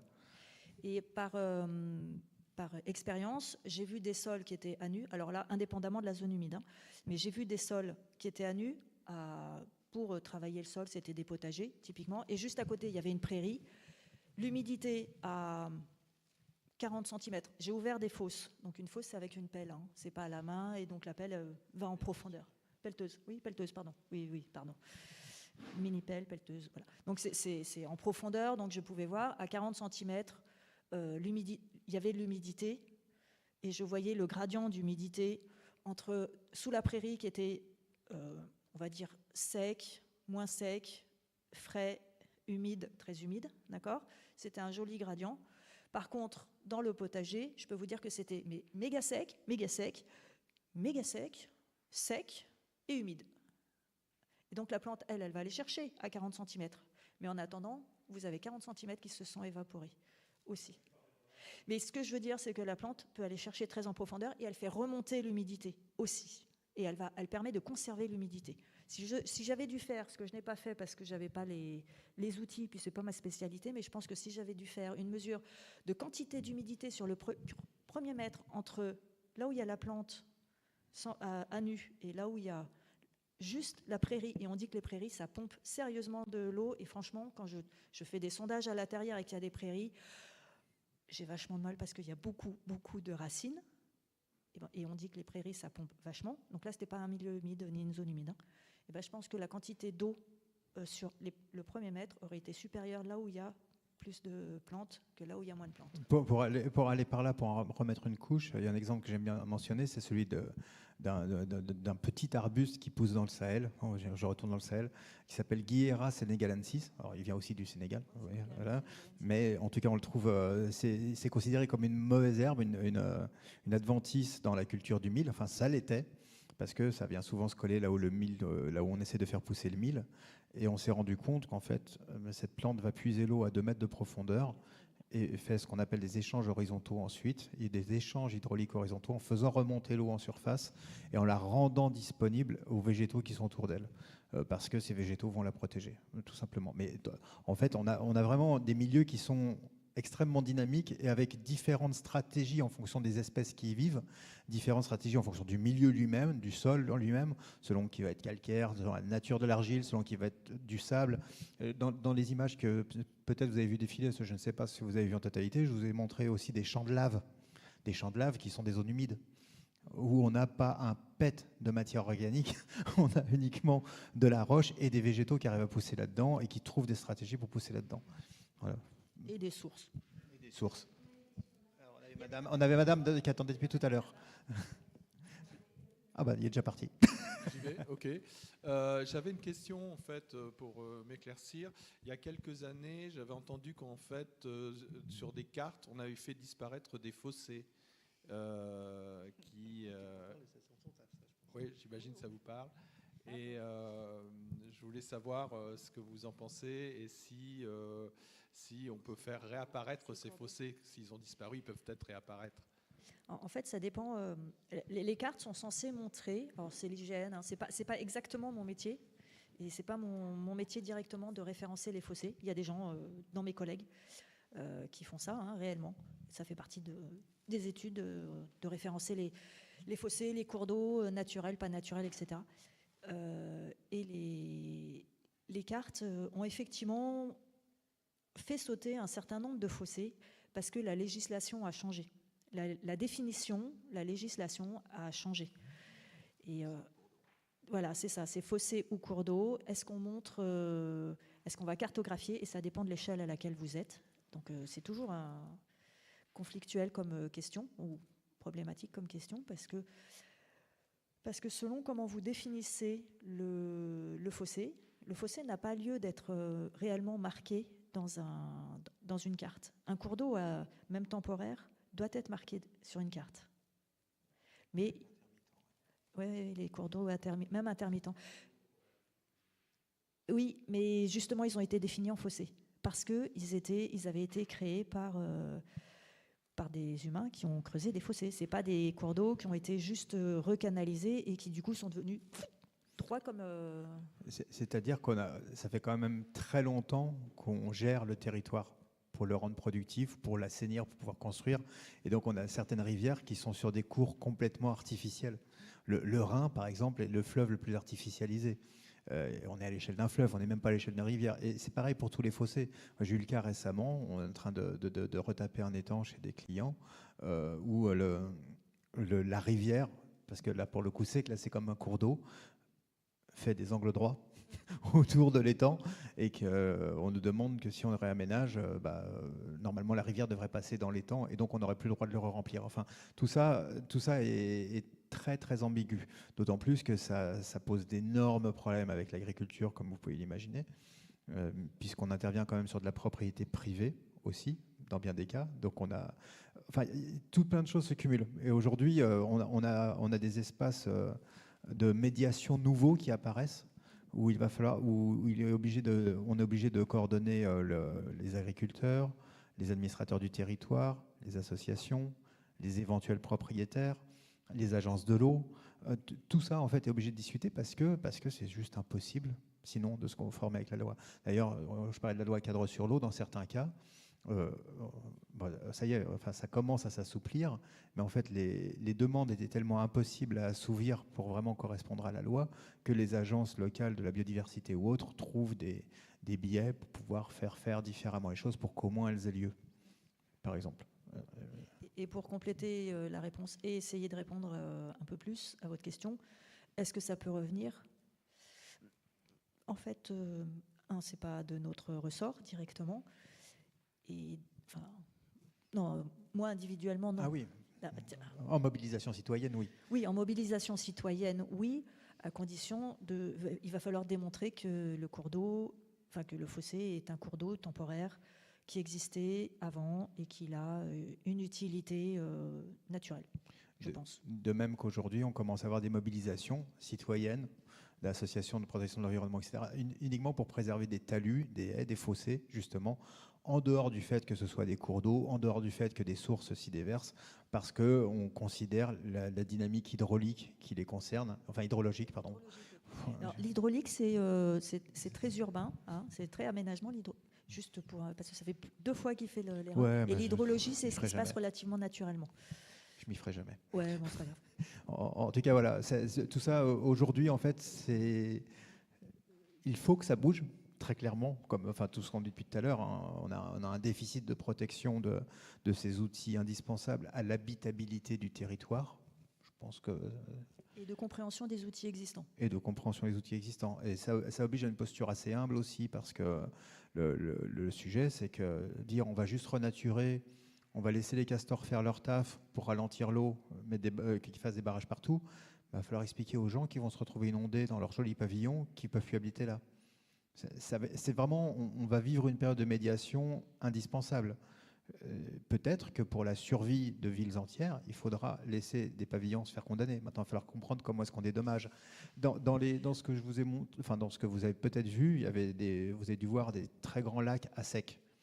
C'est un projet de renaturation aux États-Unis qui est en cours. Et là, pour le coup, il est abouti. On a enlevé tous les barrages sur un fleuve. Je m'énerve. Oh, je suis désolé. On a enlevé tous les barrages sur un fleuve, de façon à permettre la migration des poissons migrateurs, saumon, lamproie, différents types de salmonidés. Et là, qu'est-ce qui se passe ? Des gens qui vivaient au bord de très grands lacs, avec des beaux bateaux, vus sur un lac gigantesque, avec leurs petits pontons, ils se retrouvent au bord d'un champ de vase. Et ils ont peur maintenant que cette vase, quand elle sèche, elle fasse comme ça a fait dans le Colorado, là, pas par un souhait, mais par l'assèchement de certains grands lacs, des poussières toxiques, puisque toute l'agriculture autour a laissé des poussières toxiques, avec des régions qui sont devenues tout simplement inhabitables. Voilà. Alors moi, j'allais donner un exemple, pas concernant les zones humides directement, mais c'est ce qu'on appelle la gestion du risque. Quand j'enseignais à des paysagistes, je leur parlais de ces notions du risque. Et vers Grenoble, vous avez pu entendre cette année, il y a eu une petite coulée boueuse qui a détruit, qui a envoyé pas mal de blocs, de cailloux, et qui a détruit un village complet. Mais il y a à Séchilienne, donc avant que ceci n'arrive, quand j'ai fait ma licence de géologie, donc à Grenoble, effectivement, on nous parlait déjà de Séchilienne, qui est une commune de l'Isère, où il y a un risque d'avoir la montagne qui se casse la gueule directement sur la plaine en bas. Hein, ce qui est en haut se retrouve en bas, c'est assez fréquent, somme toute. Et donc, ça a été pris en main par les autorités et ils ont viré tout le monde. Ça a pris du temps, ça a demandé de la compensation financière, ils ont utilisé le droit de préemption, ils ont viré les gens. Parce que les modèles montraient qu'il y aurait des tonnes et des tonnes, des millions de tonnes de blocs de pierre qui allaient se casser la gueule. Donc c'est jouable, c'est faisable, c'est compliqué, et ça fait quand même c'était en 97 ma licence, donc vous calculez, bientôt 30 ans, qui gère ça, et qu'il existe un maire qui est encore là, qui est maire d'un truc où il n'y a personne. Hein, mais parce que administrativement, il faut un responsable qui soit là pour virer les gens si jamais ils ont envie de s'installer, parce que ça fait 30 ans que ça n'est toujours pas tombé. C'est tombé à côté pendant les grosses pluies, là, et les gens, quand même, la notion du risque et la gestion de la notion du risque est quand même très compliquée, parce qu'il y a des gens qui veulent retourner, qui disent vous nous déblayez tout ça et on va reconstruire, on va aller habiter là. Moi, spontanément, je vois ça, je vois ma maison qui est détruite, il n'y a plus rien. Les gens sont vivants, ils ont de la chance, je crois qu'il n'y a pas eu de mort. Peut-être des blessés, mais je crois qu'il n'y a même pas eu de mort, ce qui, somme toute, vu ce qui s'est passé, est carrément incroyable. Et ils sont prêts à retourner en disant, vous nous déblayez ça, c'est votre boulot, l'État, et vous me reconstruisez ma maison. Moi, j'y vais pas, spontanément. C'est quelque chose qui est propre à l'humain. Hein. C'est ce qui fait que les gens s'installent sur les pentes des volcans sans se poser de questions, sur des volcans qui sont encore actifs. Alors, il y en a qui le font en sachant, en disant, si je perds, je perds. C'est ça. Mais il ne faut pas demander dans ce cas-là plusieurs fois. Et le gros souci qu'on a, c'est que ça a été pris en charge il y a 25 ans, ou quelque chose comme ça, 30 ans. La fréquence de ce qui va arriver maintenant va faire qu'il va y avoir beaucoup plus de gens à déloger, beaucoup plus de gens à reloger, à dédommager, et ça devient très, très, très compliqué. D'ailleurs, c'est aussi pour ça que sur l'exemple que je venais de citer de ce fameux grand lac, aucun dédommagement n'a été prévu. Voilà. Est-ce que vous pouvez parler un petit peu du stockage de carbone dans les milieux humides? Bon, je connais bien le cas des mangroves, le cas des tourbières, mais dans d'autres types de milieux humides, quid du stockage de carbone? Effectivement, on a oublié d'en parler. Oups, merci pour la question. À partir du moment où il y a des végétaux, il y a stockage de carbone. À partir du moment où il n'y a pas trop de travail du sol, il y a stockage du carbone. Et quand vous êtes dans des zones humides, parce qu'il va y avoir plus d'accumulation et peut-être une décomposition plus lente des matières organiques, des plantes, il y aura stockage du carbone. Maintenant, je vais me permettre une légère digression. Alors oui, il y a la digression avec le méthane, c'est que quand vous avez une saturation en matière organique, dans un milieu où il y a plein d'eau, vraiment plein d'eau, pas un milieu ni aquatique ni un milieu humide, mais simplement une zone humide, mais qui est vraiment saturée, par exemple l'hiver, vous avez un risque de création de méthane. Ça, c'était ma première digression. Mais c'est important d'en être conscient parce que ça amène sur la deuxième digression qu'il se trouve... Je peux faire un tout petit peu de pub ? Ok. Il se trouve que je suis aussi coordinatrice scientifique d'une association d'agroécologie en Gironde et qu'on va faire notre deuxième sommet agroécologique à Bordeaux en novembre et que la thématique cette année n'est pas le carbone du tout, enfin pas exclusivement plutôt, mais les flux. Et on parle beaucoup de stockage de carbone, stockage d'azote, stockage de ce que vous voulez d'ailleurs en l'occurrence, et que la réalité, c'est qu'en fait, il faudrait parler en flux. Tout ce qui est utilisé actuellement par les plantes, tous les éléments minéraux et organiques utilisés par les plantes ne datent pas d'hier, ne datent pas de l'amendement, si on parle que de matière organique, ne datent pas de la fumure qui a été posée au printemps. Ça date d'il y a 15 à 20 ans. Ça dépend des sols, ça dépend du climat et ça dépend de l'état de la fumure. Ok. Mais c'est tout, en fait, c'est tout un cycle. Et donc, ce qu'on va stocker maintenant, en réalité, va être rendu disponible aux plantes dans 20 ans. Et donc, c'est toute une question de cycle. Et il vaudrait mieux parler de flux que de... Pardon, il vaudrait mieux parler de flux que de stockage. Voilà. Mais Et en plus de stockage, on parle de séquestration carbone. Et en fait, c'est une mais il est pas séquestration qui séquestré. n'est... Voilà, c'est ça, ce n'est que provisoire. C'est que temporaire, c'est-à-dire que oui, la zone humide va pouvoir séquestrer, mais elle va arriver. C'est mieux, oui, effectivement, quand je rapproche le micro. Merci de me l'avoir dit. La zone humide et les sols vont pouvoir capter du carbone organique, ce qu'on appelle le carbone organique, mais jusqu'à un seuil maximal. On ne peut pas, même dans les tourbières, c'est-à-dire que les tourbières, on sait très bien que ça stocke du carbone organique, ça va stocker, mais à un moment donné, on va arriver au maximum. On ne peut pas dépasser un certain taux et ça dépend des types de sols. Ça dépend d'où il est, etc., de toute la dynamique, mais simplement parce que ça n'est pas la séquestration pure, mais bien un flux et que du coup, le carbone qui a été séquestré il y a quelques années repart dans les plantes et réutilisé par les plantes et les organismes. Donc il faut réussir à relancer ce cercle vertueux quand on recrée une zone humide, mais il faut savoir que ça ne va pas être magique et qu'à un moment donné, il va y avoir le retour de bâton très certainement. Mais d'ici là, on aura trouvé des solutions et on sera devenu sage et raisonnable. Grâce à Elon Musk. Je n'étais pas prête. Alors, j'ai une question. Donc, tout à l'heure, je vous ai entendu parler des nuages qui passent et qui tombent, et que l'eau ne tombe pas, elle tombe à côté. Et j'avoue que j'étais un peu interpellé, parce que je connais le cas, j'ai entendu parler du cas dans les grandes forêts comme l'Amazonie, où on sait que ce sont les arbres qui s'évaporent et qui ensuite font tomber la pluie. Est-ce qu'en Europe, en France, est-ce qu'il y a un rapport, un lien entre les sols, entre ces zones humides et la question de la pluviométrie, la création de nuages? Alors, je peux parler par rapport aux forêts, puisqu'on... Ça y est, on commence à être assez pointu sur le sujet en termes d'études. Et on sait que en fait, les arbres vont produire notamment des particules fines, vont produire des terpènes, vont produire ce genre de choses qui vont permettre à l'eau de se précipiter au sein, enfin de cristalliser au sein des nuages et de causer la pluie un peu plus tard. Mieux que ça, en fait, des bactéries vivent sur les feuilles des arbres qui s'évaporent qui partent avec l'évapotranspiration des arbres. Je me souviens plus de l'espèce de bactérie, j'ai oublié, mais on la retrouve dans les nuages. Et cette bactérie est à la base de la plupart des cristaux de neige qui sont dans les nuages et qui vont se transformer en pluie quand la température est positive, ou quand ça va se précipiter en un poids trop fort et que ça commence à tomber sous forme de glace ou de neige pour finir sous forme de pluie au sol.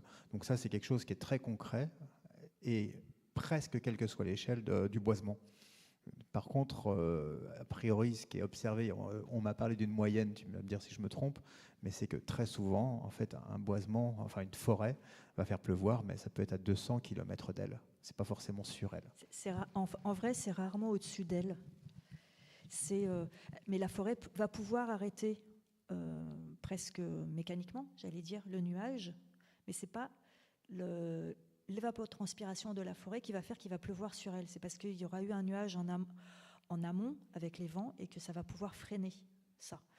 Et donc, on l'a vu avec les gouales, tout à l'heure on disait, pardon, je remets le micro comme il faut, on parlait des événements cévenols qui sont en train de se transformer en événements méditerranéens, mais ça devient vraiment problématique.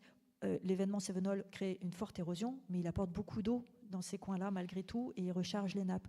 Si ça se déplace, eux ils perdent de l'eau en réalité et l'eau va aller atterrir dans la mer. Et la zone humide en ça va pouvoir freiner, elle va pouvoir créer de l'humidité et donc des nuages, mais les sols aussi qui conservent, vous l'aurez compris, qui conservent de l'humidité. Si on ne les travaille pas trop, ils seront, etc. Mais ce n'est pas la solution miracle. Il n'y a pas une solution miracle pour conserver, pour créer. C'est juste là, dans ce cas-là. Si on veut garder un peu d'humidité, il vaut mieux ne pas trop éventer. Ça paraît logique. Mais du coup, il va y avoir de l'humidité qui va être créée, donc des nuages qui vont être créés, et les vents vont pouvoir les porter. Ça va aussi créer d'autres formes de vent. Plus vous avez de la surface au sol qui est chaude, et plus vos vents vont être différents de si vous avez une surface au sol qui est chaude et humide, ou moins chaude et humide. Voilà. Donc, est-ce que ça répond à votre question ? Oui ? Bon, ok, merci. Cool. Oui, de même qu'en regardant de l'hygrométrie, l'humidité de l'air, dont on parlait avec le bois mort et notamment, on va ralentir l'expansion des méga-feux. De tous ces méga-incendies, en fait, il y a deux facteurs principaux. Il y a le combustible, donc tout le petit bois sec, notamment, la broussaille, etc., qui vont accélérer ces choses, mais l'air sec est presque plus important. Si on a de l'air sec et du vent, ça va beaucoup plus propager les incendies. Et donc le fait d'humidifier l'air par la création de zones humides, par le maintien d'énormément de bois morts qui va accueillir énormément de champignons. Les champignons, c'est 90% d'eau. Vous imaginez qu'un bout de bois mort qui lui-même fait une éponge avec des mousses qui poussent dessus et des champignons qui poussent dessus, c'est incroyable. Moi, j'ai vu dans les Pyrénées-Orientales, dans la forêt de la Massane, qui est ce qui se rapproche le plus d'une forêt primaire en France, en fait, c'est certainement la plus vieille forêt de France, des hêtres morts qui font ça de diamètre. Faites pour une baffe. Et fin août 2022, donc je ne sais pas si vous vous souvenez de 2022, mais ce n'était pas franchement humide comme année.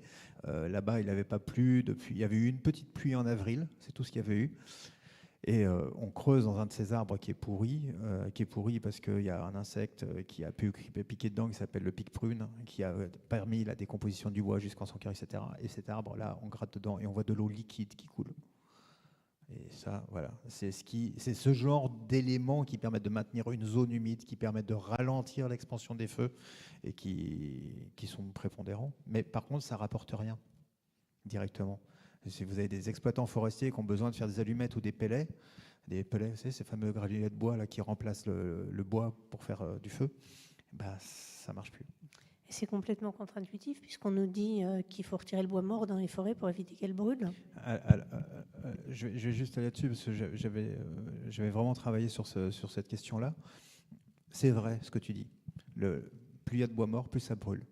Et je suis tombé sur une seule méta-étude donc, qui a étudié quand même des méga-feux un peu partout à travers le monde, qui allait au-delà d'un certain seuil. Et c'est vrai que tu vois la courbe, plus il y a de bois mort, plus il y a de petits bois, et ça flambe comme ça, et ça va de plus en plus loin, de plus en plus fort. Sauf qu'il y en a une qui allait un peu plus loin, qui ne devait pas être payée par les sylviculteurs, et où cette courbe, à partir de quelque chose comme 30-35 tonnes de bois mort à l'hectare, elle descend, pour arriver en dessous de tout le reste. Donc il en faut beaucoup. C'est pas un peu, c'est beaucoup.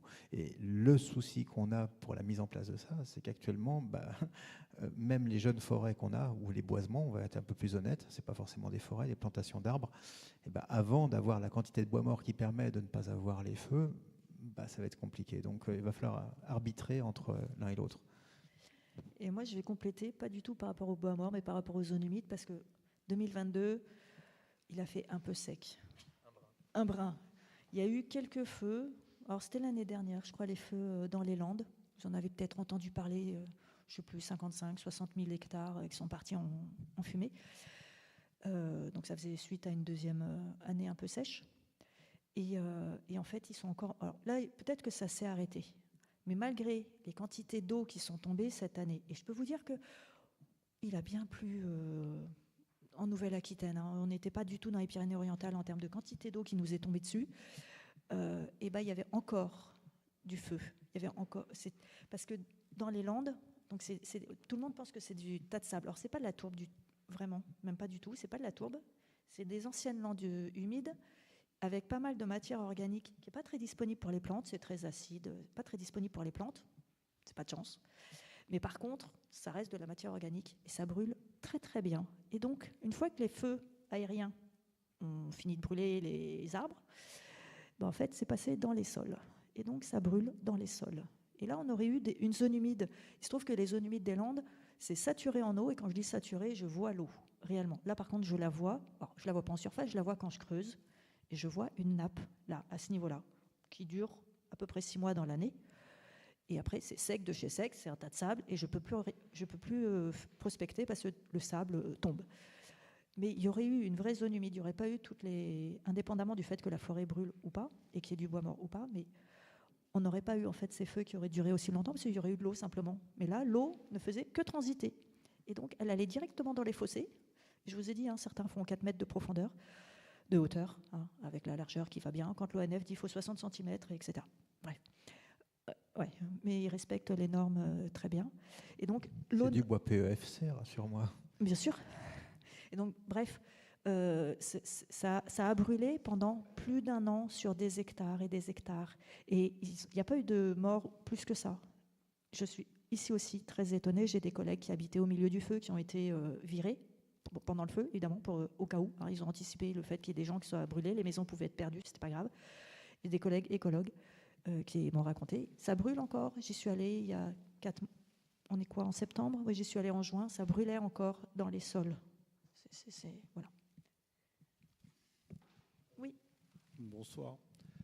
Hormis les rizières, est-ce qu'il y a possibilité d'une agriculture en zone humide? Est-ce qu'on peut se nourrir avec des zones humides? Est-ce qu'on peut faire pousser des plantes comestibles et puis manger?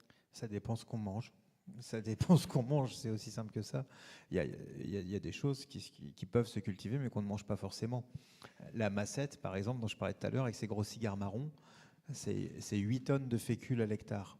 C'est une plante qui est considérée par l'Organisation mondiale de la santé, je crois, comme l'une des pistes vraiment intéressantes pour nourrir les gens sur la planète, notamment dans des régions très pauvres. Sur le lac Titicaca, je ne me souviens plus le nom de l'ethnie qui vit là traditionnellement, a basé l'intégralité de sa vie sur un cirpe, qui est l'équivalent du cirpe lacustre chez nous. Le cirpe lacustre, c'est ce qu'on appelle aussi le jonc de chaisier, celui avec lequel on rempaille les chaises. Ça n'est pas ça. Mais ils consomment tout de cette plante. Tout, sous toutes les formes. Ils font les chapeaux, ils font les bateaux, ils font les maisons et ils la mangent. Donc on sait potentiellement produire de la nourriture dans les zones humides pour l'agriculture. C'est aussi des milieux qui peuvent être des milieux humides où on peut avoir de la pisciculture ou de la pêche. Ça se fait dans toutes les régions du monde. On peut avoir de la conchiliculture avec des différents coquillages, les crustacés, les crabes, tout ce qu'on veut, si on n'est pas vegan ou antispéciste. Mais après, je voulais compléter avant de répondre à ta question, parce que pour les plantes, je ne suis pas très bonne, mais il complétera. Oui, je compléterai. Ouais. Mais en agriculture, j'allais dire classique, il y a aussi moyen.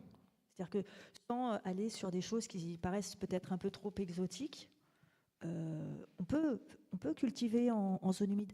C'est ça qu'il faut aussi comprendre. C'est-à-dire que souvent les agriculteurs me disent « Ah, non mais c'est pas possible, me dites pas que c'est zone humide, ça va être panique à bord et machin. » Non, juste, il va peut-être falloir changer un petit peu les façons de faire, réfléchir aux périodes, au type de graines.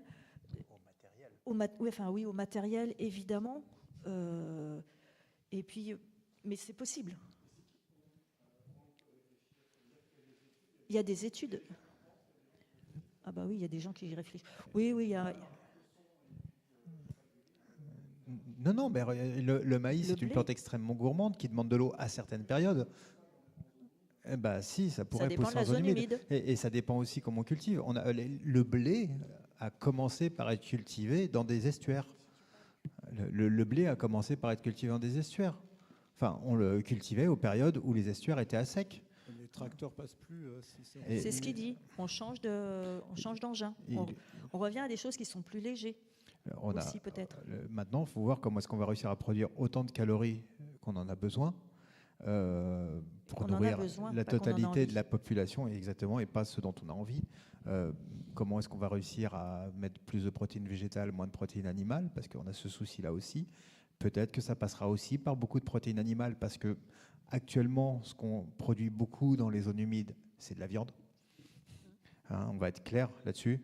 Pourquoi est-ce que vous avez des belles régions de bocage en Normandie, en Bretagne et ailleurs? C'est parce qu'on y met les vaches ou du mouton dans certains endroits. Donc c'est une agriculture de zone humide. Maintenant, ce n'est pas forcément la solution merveilleuse, notamment par rapport au climat. Mais c'est de l'adaptation. En plus, comme le climat est en train d'évoluer, il y a de nouvelles essences, des nouvelles espèces qu'on va pouvoir cultiver là. À Nantes, aujourd'hui, on sait faire pousser des avocats qui produisent des fruits. À Nantes. L'avocat, ça boit beaucoup. L'avocat n'aime pas l'excès d'eau, mais l'avocat peut très bien accepter de l'eau par période en très grande quantité. Donc à Nantes, il y a un avocatier qui doit faire 6 mètres de haut, qui fait 30 kilos de fruits tous les ans, et d'autres qui commencent à être mis en test. Et ça, il y a plein de choses. Il y a le riz sauvage de Mandchourie qui est cultivé au Japon, dans des zones très humides. Et là, on ne le cultive pas pour le riz sauvage de Mandchourie, on le cultive pour un champignon qui vient parasiter la plante, qui fait une espèce de renflement comme ça. Il y en a un sur 100 plantes et il est vendu des fortunes. Donc c'est aussi une forme d'agriculture. Pardon ? Le thé. Le thé n'aime pas l'excès d'eau. Oui, mais il y en a en Bretagne. On est en Bretagne, mais il ne faut pas d'excès d'eau. Il a besoin de beaucoup d'hygrométrie, il a besoin d'avoir de l'eau à disposition, mais il déteste avoir les pieds qui trempent. Oui, mais ça dépend des zones humides. Tu as des zones humides où tu as les pieds qui trempent et des zones humides où tu n'as pas les pieds qui trempent trop longtemps. Ouais. Mais voilà. Votre question, parce que sinon... Juste 2 petites informations. Pardon, c'est comme ça? C'est mieux? Plus proche. L'INRAE vient de sortir une étude justement sur les cours d'eau qui n'ont pas été référencés et qui empêchent évidemment leur protection, notamment les cours d'eau qui sont temporaires et qui sont en tête de bassin. Donc ça moins d'une semaine. Et puis autre petite information, après je passe à ma question, le Grand Lyon en ce moment est en train de lancer tout un projet d'aménagement en zone inondable. Voilà. Donc un nouveau quartier on se pose la question de savoir comment on va pouvoir implanter une école éventuellement. Enfin bon, c'est une autre façon un peu de voir les choses. C'est un éco-quartier, j'espère. C'est le quartier de là où il y avait les anciens entrepôts SNCF à la Mulatière. Il doit y avoir de la pollution là pour le coup. Oui. Non, mais il y a tout. Il y a le risque industriel, il y a tout bien. Alors, le risque d'inondation. Parce que tu parles de pollution, il faut être attentif que c'est pas parce qu'il y a pollution que forcément il y a toxicité. Pardon ? Je redis, ce n'est pas parce qu'il y a pollution qu'il y a toxicité. Voilà. On peut faire de la rhizofixation, par exemple. Non, alors il y a une histoire de disponibilité des éléments pour les plantes et de disponibilité d'éléments pour nous aussi. Et que des fois, ça reste coincé dans les sols. Ça dépend des types de sols, rebelote. Je sais, c'est un peu marangaine, mais c'est une réalité. Et ça peut rester coincé dans les sols. Tu ne serais pas pédologue ? Ah merde, démasqué. Non, mais, et donc, c'est pas parce qu'il y a pollution que forcément c'est nocif. Il faut y faire attention. Je ne dis pas qu'il ne faut pas y faire attention et qu'on traite ça par-dessus la jambe. C'est juste, actuellement, on le traite de façon très brutale, radicale et coûteuse, et que peut-être, avec un peu plus de finesse, ça coûterait un peu moins cher, mais peut-être pas tout de suite, parce qu'il faut faire les études réellement correctement, quoi. Voilà, mais complète. Ma question, c'était comment une zone humide peut-elle contribuer à limiter la salinisation d'un territoire? Comment techniquement ça se fait?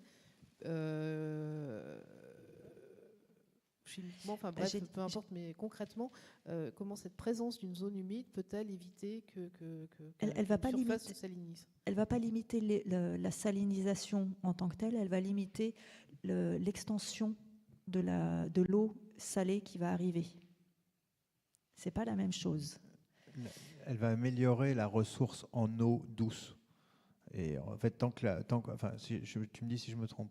On va se compléter, je pense. Ouais, tant que la nappe phréatique est pleine, grosso modo, l'eau salée a plus de mal à rentrer. Je simplifie. Ouais, c'est une simplification parce que c'est aussi une barrière mécanique, c'est-à-dire que tant que tu as quelque chose qui est suffisamment vivant et suffisamment dense, pas que des sols, hein, ça fait comme une espèce de mur et ça va limiter l'expansion de l'eau, tout simplement. Et c'est voilà. Après, une eau salée et une eau non salée qui se croisent, ça fait une eau saumâtre et ça, par contre, ça se mélange bien. Donc, c'est pas une histoire de si l'eau est, enfin, si la réserve est pleine, parce que ça va s'échanger en fait. Voilà. Oui. Et alors, dans ce cas-là, s'il y a une mangrove qui pousse à cet endroit-là, est-ce que pour le coup, ça limite la salinisation ou l'entrée de l'eau salée? Non, j'ai pas d'infos. Alors, ça limite surtout l'érosion, la mangrove. Ça va retenir les sédiments qui arrivent de la terre, ça va empêcher la mer de rentrer dans les terres par au-dessus, pas par en dessous. Mais en tout cas, c'est étudié. Hein. En Floride notamment, il y a des gens du National Tropical Botanical Garden de Miami qui ont vraiment fait une étude sur l'impact des mangroves sur la ressource en eau et sur la protection du trait de côte ou de la côte. Et c'est a priori le dispositif le plus efficient et le moins coûteux à mettre en place pour limiter la casse, à ce niveau-là en tout cas. Mais il y a tout l'amont à gérer. Pardon, tu voulais dire un truc? Oui, je pense que ça limite aussi indirectement l'entrée par-dessous. Parce que tant que tu as de la matière, en fait, ça va compliquer l'entrée par-dessous. L'entrée mécanique, tu veux dire? Oui, l'entrée mécanique. Oui. Voilà. Donc même si la mangrove arrête l'érosion du trait de côte, va pour le trait de côte, et bah, du coup, ton trait de côte reste avec sa taille. Et donc l'eau salée a tout le trait de côte à passer mécaniquement avant d'arriver à la ressource en eau. Sachant qu'on a un souci, alors notamment dans ce cas précis, qui est l'irrigation agricole. Et parce qu'on tire dans les nappes, en fait, on pompe et l'eau salée qui mécaniquement ne devrait pas arriver aussi facilement à remonter est drainée depuis la mer vers les sources d'eau douce. J'ai une dernière question sur les mangroves. Est-ce qu'il y a des chances pour qu'il y ait des mangroves qui poussent sur les côtes françaises? On va voir combien ça monte la température. À quelle échelle? Attends. À quelle échelle de temps? Oui, c'est ça, c'est déjà le cas. Et d'ailleurs, il y a des programmes de protection, notamment à La Réunion, c'est ça, Maurice, aux Antilles moyens. Aux Antilles, en fait, on s'en fout un peu. En fait, je vais dire un truc que je pense. L'État français se fout copieusement de ces dom-toms. On a la preuve en ce moment. Donc, ne prend pas du tout soin de ces dom-toms. C'est un des États qui prend le moins soin de ces territoires ultramarins. Mais dans d'autres pays, y compris des pays dont on imaginerait qui ne sont pas forcément très bienveillants vis-à-vis de leurs anciennes colonies, on a un vrai travail sur le maintien de ces mangroves et leur entretien et leur mise en place.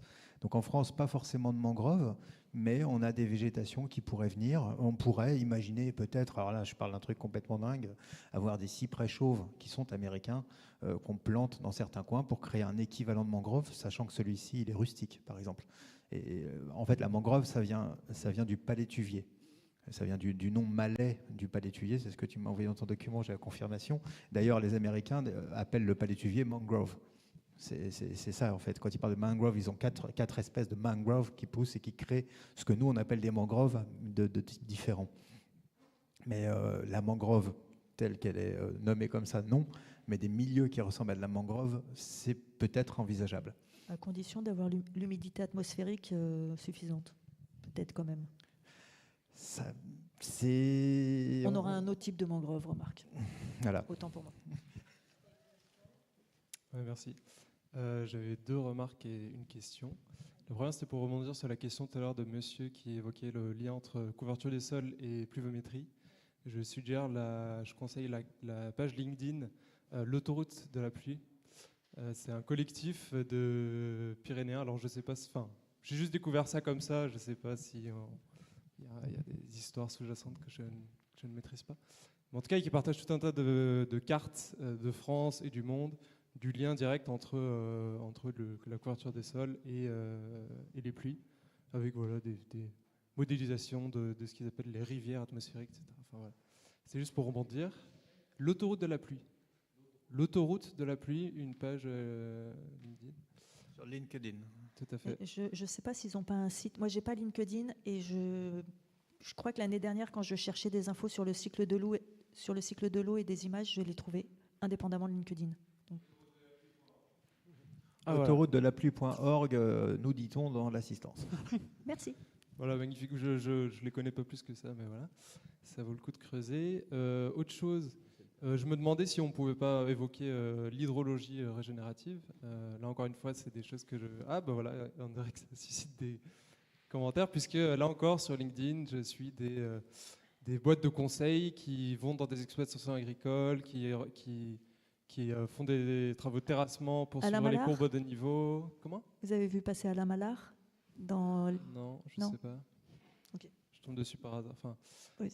Qui recrée des petites mares, etc., justement pour ralentir le cycle de l'eau, comme on l'a évoqué. Donc ça me paraît enthousiasmant. Alors effectivement, en préservant l'existant, mais il me semble que là, c'est un sujet sur lequel on peut faire du en même temps, c'est-à-dire en même temps essayer d'en recréer. Cette expression est bannie de cette salle, s'il vous plaît. Et la question ? Est-ce que toutes les prairies permanentes sont des zones humides ? Voilà. Celle-là est facile. Non. Ça, okay. Facile. Est-ce qu'on peut avoir le pourcentage ? Parce qu'il me semble que quelquefois dans vos prises de parole, vous avez évoqué le fait que les prairies permanentes étaient des zones humides. Comme tout à l'heure, monsieur a évoqué le fait que l'élevage bovin permettait de préserver des zones humides. Enfin voilà, juste où... Non, vas-y, réponds. Non, j'ai pas fait de bêtises. J'ai dit que beaucoup de régions d'élevage sont des régions d'élevage et sont restées des régions d'élevage parce que du fait que c'était des régions de zones humides, ils n'ont pas pu développer les grandes cultures telles qu'on les cultive aujourd'hui en France. Ça ne veut pas dire que c'est obligatoirement des zones humides. Quand on va des moutons sur le Causse, j'avais exactement cet exemple-là. Tu as vu, c'est marrant, parce qu'on parlait de l'Égual tout à l'heure, on se rapprochait. C'est pas obligatoire, mais en tout cas, c'est des endroits où, parce que techniquement, c'était très difficile de faire autre chose, on est resté à l'élevage. Entre l'acidité des sols et leur humidité, ça nous a amené là. Mais toutes les prairies permanentes ne sont pas des pâturages, ne sont pas des zones humides, autant pour moi. Oui, d'ailleurs, des fois, elles ne sont même pas pâturées, d'ailleurs. Oui. Hein. Mais il donnait l'exemple des Causses, donc j'avais exactement le même exemple en tête. Voilà. Et voilà. Et là, en l'occurrence, c'est pas parce que c'est acide et très humide, c'est parce que c'est très court, très calcaire et très sec. C'est un peu l'opposé, quoi. Et pour aller sur l'hydrologie régénérative, typiquement ce que je racontais des Everglades, on est dedans. C'est une forme d'interventionnisme. À titre personnel, je suis partagé. Je pense qu'il faut en faire un minimum d'interventionnisme et que la préservation des milieux sera toujours plus dynamique, la préservation des espèces. Là, il y a actuellement beaucoup de gens qui travaillent sur le castor. Je parlais du castor sans plaisanter tout à l'heure, en fait, avec la capacité du castor à créer des barrages relativement poreux qui vont réinonder des zones et vraiment énormément contribuer à la qualité et à la quantité d'eau qui vont pouvoir réapparaître dans les sols d'une région. Le problème dont je vous ai parlé de réensauvagement d'une rivière pour permettre le retour des saumons, c'est aussi pour permettre de rénover le bassin hydrologique qui alimente tout San Francisco et la Silicon Valley, au passage. Enfin, c'est des actions. On est dans de l'hydrologie régénérative. Maintenant, faut voir à quel point c'est pertinent et ce que ça implique derrière. Par exemple, c'est un vrai sujet. Je sais qu'ici, quelqu'un dans la salle est au courant de ce qui se fait sur le réensauvagement, sur le retour à la continuité écologique, par exemple, dans certains cas, où on fait fermer des biefs de moulins. Le bief, c'est toujours le petit canal qu'on dévie d'une rivière pour aller alimenter un moulin, par exemple. Bon, c'est de la régénération, mais en même temps, on va détruire un bief qui était peut-être devenu un milieu qui n'était pas inintéressant. Sur des passages de seuil où on réduit les seuils sur des rivières, par exemple, je parle beaucoup, c'est ça? J'ai exactement les mêmes exemples en tête. Tu me les grilles, vas-y, passe. Je suis désolé. Mais on détruit des seuils de rivières pour permettre aux poissons de revenir. Bon, c'est très bien, sauf si à côté, pour faire semblant de renaturer, on va faire des travaux publics énormes pour faire bosser des boîtes de TP du département, à refaire un truc en ciment pour dévier l'eau du Cher sur plusieurs kilomètres pour que ça ressemble à une rivière naturelle. Faut voir en fait comment ça se fait. Et le fait que ce soit sur LinkedIn, c'est pas un hasard. Je sais que certains d'entre vous sont sur LinkedIn. Pour moi, ça reste un réseau de droite qui consiste à faire du business. Peut-être qu'il y a des endroits où on peut faire autrement que faire du business, en fait. Alors, pour le LinkedIn, j'en parlerai pas parce que je connais vraiment pas. Et puis j'ai pas envie d'y être. Voilà. Ça me donne pas envie d'ailleurs, ce que tu viens de dire là, du coup. Mais ça, c'est parce que je suis un nanar c'est clair. emmerdeur. Mais pour l'hydrologie régénérative, alors figurez-vous que ça fait, je sais pas, 18 mois, 2 ans que j'entends parler de ce terme-là. Donc je me suis penchée sur la question, notamment quand on est coordinatrice scientifique d'une association d'agroécologie. L'hydrologie régénérative, c'est un truc qui traîne régulièrement dans les discussions. Et mon boulot à moi, c'est d'essayer de rester la plus droite, intègre possible dans ce que nous faisons. Et c'est pas facile, hein. C'est clairement pas facile. Indépendamment de l'association, c'est pas facile en général. Et l'hydrologie régénérative, quand j'en ai entendu parler la première fois, c'était par quelqu'un qui était hyper méga fier d'avoir transformé la garrigue montpelliéraine en un territoire agricole. Et là, alors j'ai aussi vécu à Montpellier, je sais comment c'est la garrigue, je vois comment c'est et comment des fois on se dit non, j'ai pas envie d'y aller, quoi. C'est trop sec, c'est trop piquant, c'est trop. Mais quand même. Hein, pour chasser la bartavelle. C'est ça. Alors voilà. Et donc j'ai quand même demandé à un collègue écologue spécialisé des milieux méditerranéens, je lui dis mais la garrigue, il n'y a rien dedans à part des saloperies qui me piquent tout le temps à chaque fois que j'y vais et que j'ai soif rien que d'y penser. Il me dit mais c'est un super milieu écologique. Ah, c'est ce qui me semblait. Ouais, mais transformé. Donc là, en l'occurrence, l'hydrologie régénérative a permis de transformer quelque chose qui est hyper méga sec, où franchement, si vous essayez de faire pousser quelque chose, c'est pas facile, hein. Ça demande. Vous voyez Manon des Sources, quand elle n'avait pas encore l'eau, c'est ça.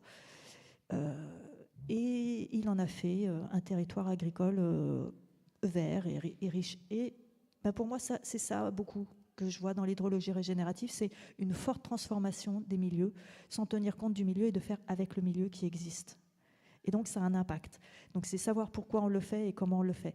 Après, c'est aussi un terme que je vois de plus en plus passer, peut-être parce que je le connais maintenant. Donc, je me suis aussi renseignée auprès de mes collègues chercheurs pour savoir un peu à quoi ça ressemblait. Qui m'ont dit, franchement, ce qu'ils font là, c'est juste apprendre à gérer l'eau quand on le fait de façon réfléchie et pas en détruisant un milieu écologique qui existe déjà, mais qu'on essaye de juste faire en sorte que les haies, fossés, etc., qui ont été complètement détruits soient à minima un petit peu remis, et en tenant compte du paysage. En fait, c'est simplement apprendre à gérer l'eau et à faire avec le milieu et à recréer ce que la nature aurait pu faire éventuellement, mais que ça fait des siècles qu'on ne le sait plus parce que c'est un lieu qui est travaillé. Alors c'est intéressant que tu parles de siècles. Je peux répondre à vous deux en même temps, en fait. Vous deux ? Non, pas vous deux, vous. Vous deux, vous. Parce que tu parlais d'agriculture, à savoir ce qu'on allait pouvoir cultiver dans des milieux humides ou des zones humides. Et l'agriculture, pas l'agriculture régénérative, mais l'hydrologie régénérative accompagne souvent l'agriculture régénérative aussi. Et ça, c'est quelque chose qu'on va pouvoir rencontrer, par exemple, dans des milieux insulaires qui ne sont pas en France, enfin en France non métropolitaine, où les populations autochtones reprennent en fait un peu la main sur les territoires pour y faire revivre des modes de vie qui leur ont permis d'habiter ces milieux pendant des millénaires sans les détruire. Et à Hawaï, par exemple, on a la reconstitution de ce qu'on appelle des lohi. qui sont des petites parcelles dans lesquelles on cultive le taro. Le taro, c'est une grosse aracée, c'est une plante de la famille des aracées, qui est très connue en Asie, qui est très connue en Polynésie, pour ceux qui connaissent la Polynésie. Très, très riche. On consomme le rhizome qui est très, très riche en fécule, les feuilles comme les épinards, etc. Et ça ne peut se cultiver que dans l'eau. Et en fait, on se rend compte, là-bas, qu'en réhabilitant des lois dont certains datent du XIVe siècle et avaient été abandonnés, ils en ont retrouvé les traces, ils les remettent en service, on améliore la qualité d'eau et la ressource en eau. Ça ralentit le circuit de l'eau à certains endroits où ça avait fini par passer différemment, puisque les forêts aussi sont un peu esquintées là-bas, qui commencent à rencontrer leurs premiers incendies, et on résout une partie de la problématique alimentaire. Par contre, ça ne se mécanise pas. Ça se fait à la main. Et ce qui est hyper intéressant, c'est qu'en plus, ça a des implications sociales très très fortes, parce que ça ne peut pas fonctionner sans un système horizontal, ce qui va beaucoup plaire aux gens de l'Académie du climat, je pense. Merci. Il est 21h. Nous allons donc arrêter nos deux bavards et vous remercier tous d'avoir été là. On va dire au revoir à nos spectateurs sur YouTube. Salut les spectateurs et sur à la YouTube. prochaine fois.